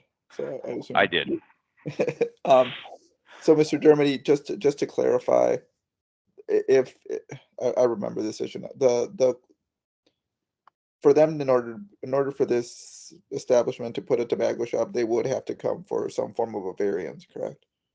That's correct. Because of the separation requirement in the code, they cannot meet that separation requirement without first receiving a variance. Okay. And Commissioner Holst, I think what you're saying is you would like to include language that sort of just codifies that or puts an exclamation point on it. I think that'd be an accurate description, sort of belt and suspenders. My original thought had been, you know, let's throw a conditional use permit on there that says no tobacco. But again, Mr. Warner had suggested that might not be the a litigation-free a possibility. So instead, we'll just sort of internally put an alert on there and make sure that the people that are building this building are very clear that, you know, the tobacco shop listed in the plans must be removed. I'll throw in one other comment. I really like this plan, right? I mean, it gets rid of a curb cut, it puts up a new building, it looks really nice. But the tobacco thing's a big problem, so. All right, well, I'd certainly appreciate your diligence on this issue and talking with staff and Mr. Warner and sort of further exploring it. So if we could, Mr. Dermody, could you put the Commissioner Holt's proposed language up? Yes, I'll do that. Just a moment.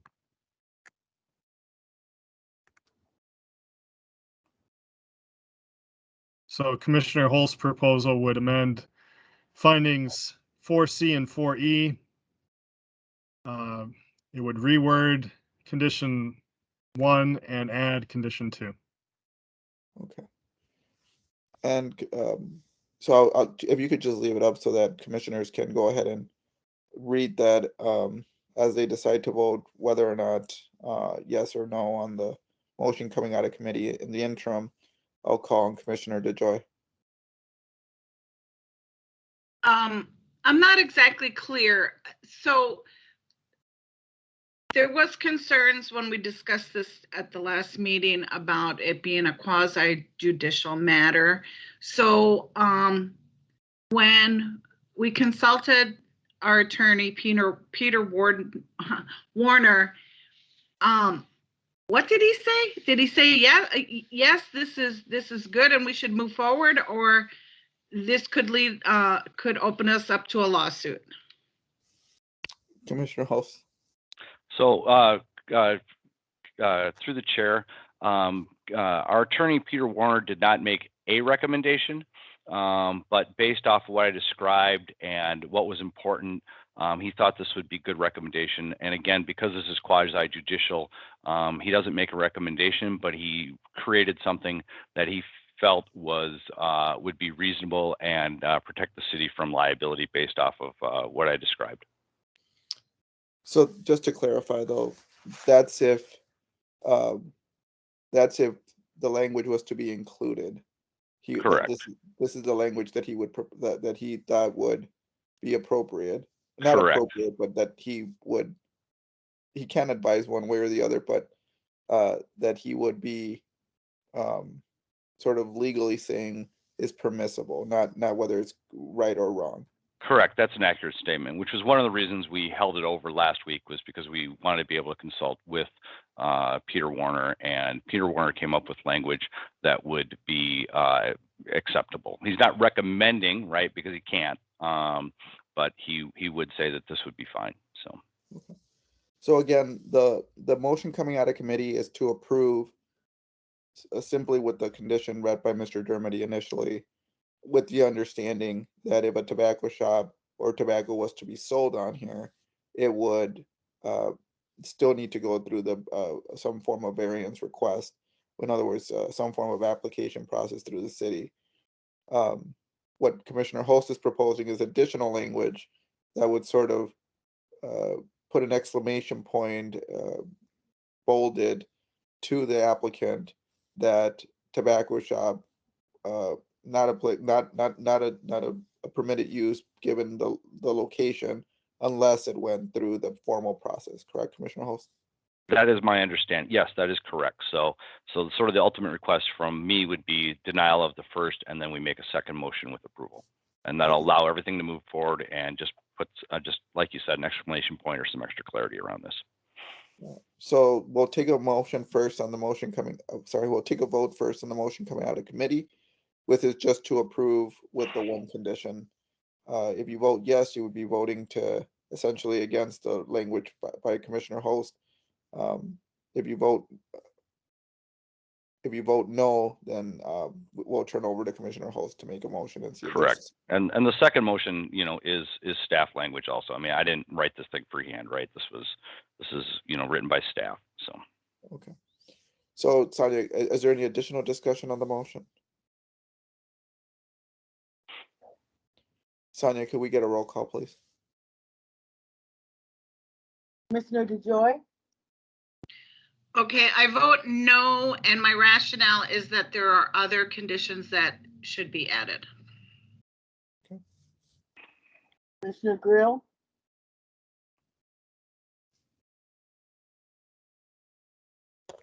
Commissioner Grill? Yes. Commissioner Hood? No. Commissioner Holst? No, with finding, I think it was 4C. Commissioner Kantner? Yes. Commissioner Mitchell? No. Commissioner Moore? No. Commissioner Riley? No. Commissioner Risberg? No. Commissioner Said? No. Commissioner Tagia? No. Commissioner Underwood? No. Commissioner Yang? No.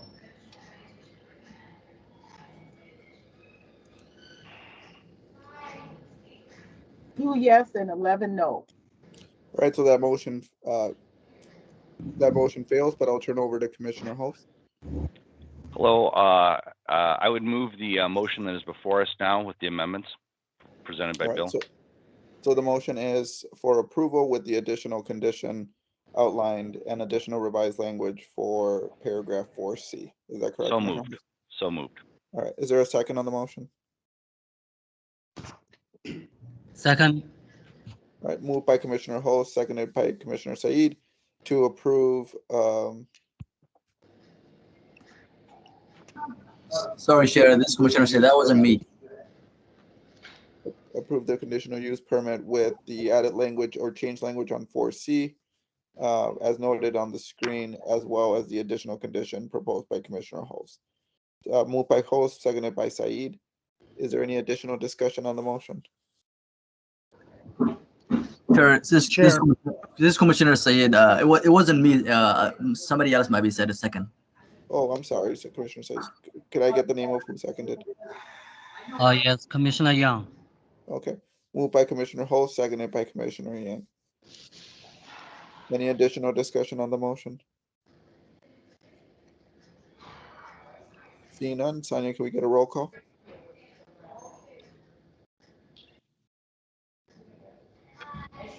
Commissioner DeJoy? Yes. Commissioner Grill? Yes. Commissioner Hood? Yes. Commissioner Holt? Yes. Commissioner Kantner? Yes. Commissioner Mitchell? Yes. Commissioner Moore? Yes. Commissioner Riley? Yes, and I want to thank Commissioner Holst for bringing this up, and I feel like we've done ourselves good deed today. So thank you. Commissioner Risberg? Yes. Commissioner Said? Yes. Commissioner Tagia? Yes, my second Commissioner Riley's comments. Commissioner Underwood? Yes. Commissioner Yang? Yes. Unanimous. All right, so that motion carries for approval of the CUP with the revised language in 4CE and the additional conditions.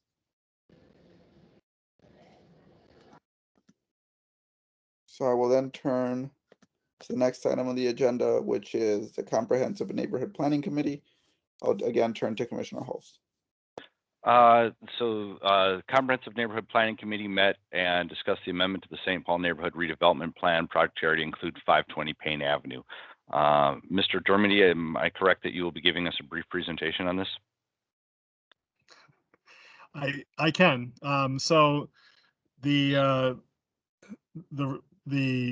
recommendation coming out of committee is to approve a revised redevelopment district, to recommend approval of revised redevelopment district that will allow a new TIF district to be set up for the property at 520 Payne Avenue. Many may remember that a rezoning came through to allow 62 units of affordable housing to be built on that site that was formerly zoned industrial.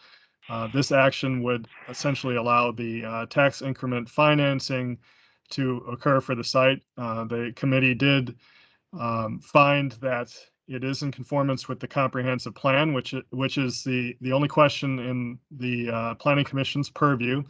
I should note that other tax increment financing issues are not in part of the commission's recommendations, such as how the financing occurs, or any of those financial questions. The only question before the commission is whether the redevelopment plan as proposed is in conformance with the comprehensive plan. I see Director Pereira may have an addition or a correction to what I have stated. Director Pereira. Yes, Chair and Commissioners and Bill, thank you. No corrections from what Bill said, just to augment what you said. So to help with understanding kind of the role of the commission on this matter. In this case, we have the Housing Redevelopment Authority considering a variety of different actions at their November 10th meeting related to the financing of this housing project that's in question that would be within the new TIF district. And I can provide that information if there are concerns, but again, to reiterate what Bill said, the role of the commission here is just to see if the redevelopment plan as amended is consistent with the comprehensive plan, which is, I believe, what the committee did and recommended to the full planning commission today. So happy to share more information if we need to. So just coming back to it real quick here, then I believe the vote was 5 or 6 in favor, 1 abstention, 1 opposed. I do think it's important to hear from people that were opposed. So if Dr. Yang wanted to, I'd give him a moment to explain why he was opposed to this, if you want to do so. Before turning to Commissioner Yang, Commissioner Kantner, I believe you were the one who was accused yourself from this matter, correct? Yeah, that's correct. Thank you. And I just wanted to state that I'll be recusing myself again today because my employer is working on the TIF documents for this. And so then I'll turn over to Commissioner Yang. Well, thank you. Thank you, Commissioner Host. Thank you, directors. My concern is we are very close to November 10th. Just like Director Pereira said, I think those more detailed financial information will be available. Maybe it's out of our commission's purview, but as a broadly, the project, it has to fit the interest of the city in general.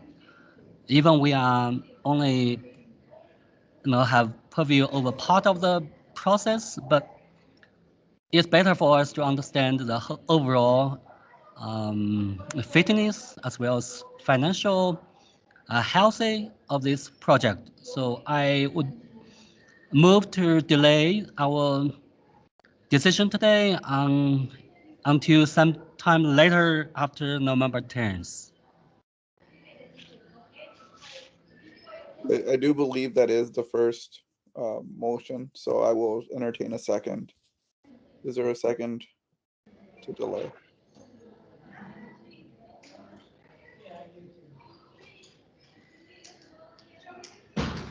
All right, not hearing a second, I do believe that that motion would die. I would then turn over for a new motion. This is Commissioner Holst. I'd move that we approve the amendment to the St. Paul Neighborhood Redevelopment Plan project area to incorporate 520 Payne Avenue redevelopment project, and that it complies with the comprehensive plan conformance. So that's a motion by Commissioner Holst. Is there a second? This is Commissioner Grill. I'll second the motion. The motion by Commissioner Holst, seconded by Commissioner Grill, to approve the amendment to the St. Paul Neighborhood Redevelopment Plan to incorporate the 520 Payne Avenue redevelopment project. as comprehensive plan conformance. Is there any discussion on the motion?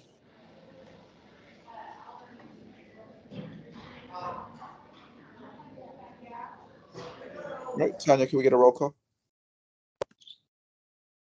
Commissioner DeJoy, Yes. Commissioner Grill, Yes. Commissioner Hood, Yes. Commissioner Holtz, Yes. Commissioner Mitchell, Yes. Commissioner Moore, Yes. Commissioner Riley, Yes. Commissioner Risberg, Yes. Commissioner Said, Yes. Commissioner Taggia, Yes. Commissioner Underwood, Yes. Commissioner Yang, No. Chair Rangel Morales. Yes.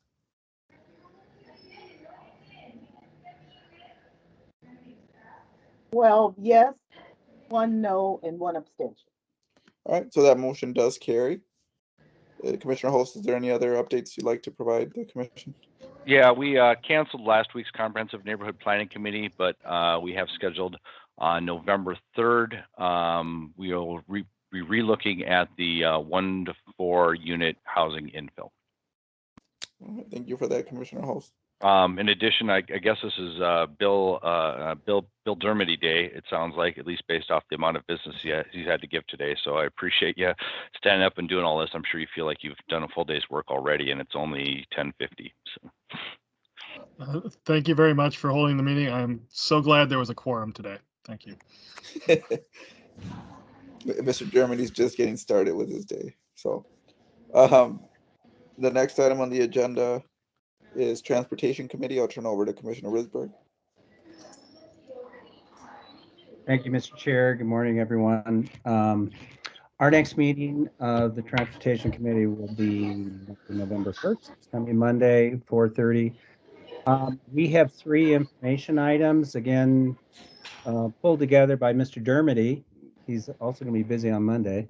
The first is the Curtis Street project. It's basically a sidewalk replacement project, and there'll be utility upgrades, water main replacement.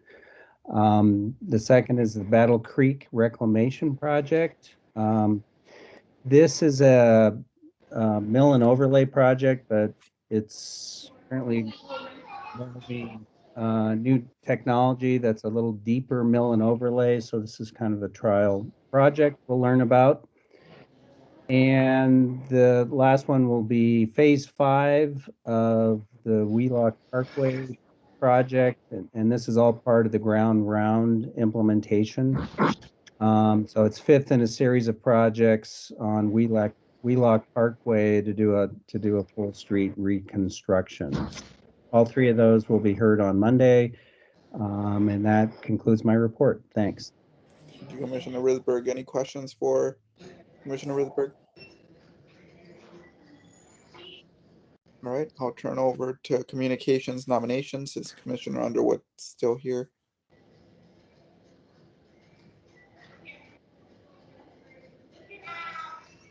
Luis, would you want to provide an update on?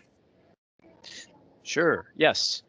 We thank you, Chair and Commissioners. We met this morning. We have a brand new group of commissioners who have joined the Communications Nominations Committee. And there she is, if you want to jump in and continue the update, Commissioner Underwood. Just starting that. Yep, sorry about that. Yes, it was really great to get together this morning. Thank you so much to our new committee members. And Luis just gave a great overview of the work that we do, and we dug into starting to talk about the openings that we have, which include wards 2, 4, 5, and 6. And so the city will start a marketing campaign today for these openings to encourage applications that will be due around November 24th. And so this is our first call to you, our existing commissioners, to encourage and recruit and share these opportunities. We are going to meet again in 2 weeks before the next Planning Commission to to further talk about recruiting efforts and to talk a little bit more about the end of year report. Thank you, Mr. Chair. All right, thank you. Any questions for, I see Louise noted here what the vacancies are and in what wards. Any additional questions for nominations or communications? And thank you to the commissioners who joined that committee. I know it's a really important committee. Moving on to the next item on the agenda would be the task force liaison reports. I'll turn first to what appears to be the birthday girl of the day, Commissioner DeJoy.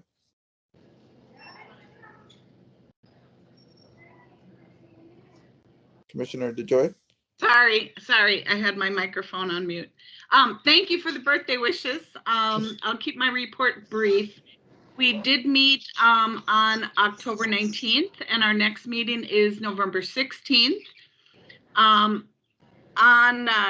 For our October meeting, we reviewed the whole master planning process and what comes next. As we start wrapping up the committee work, which we have another 2 meetings, one in November, one in December, then there's a review process for the advisory committee, the planning commission, the city council. There are other processes that will come into play. Let's see, there will be, let's see, a rezoning to allow for the master plan, zoning code amendments, comprehensive plan amendments, environmental review, and so on. So we meet on November, let's see, I want to see the timeline here in my notes. We're gonna, let's see, sorry. It's November 16th. November 16th, correct. And then, Bill, tell me what we're gonna do next. I'm not finding it in my notes. Oh, sure. November Oh, wait. 16th. Go ahead. Well, Yeah, go ahead if you've got notes. Well, that we Otherwise, were I'll- going to review the policy parts, the maps and the text in November, and that we were going to provide a recommendation letter to the Planning Commission in December. And then the Planning Commission will review in January and hold public hearing around March, and then make recommendations in April. And then the City Council will hold a public hearing. So there's a lot of opportunity for public review and comment, and that's what's happening next. But we hope to wrap up the committee work by December. And Bill, if you want to add anything, please. No, you caught it all. Thank you. Okay. Next item, sorry, Commissioner Grill. This is Commissioner Grill. For the Riverview Station Area Planning Task Force, our November meeting has been canceled. And we'll have our regularly scheduled meeting in December. I will have an agenda for that at a future meeting. Okay. Any questions for either Commissioner DeJoy or Commissioner Grill?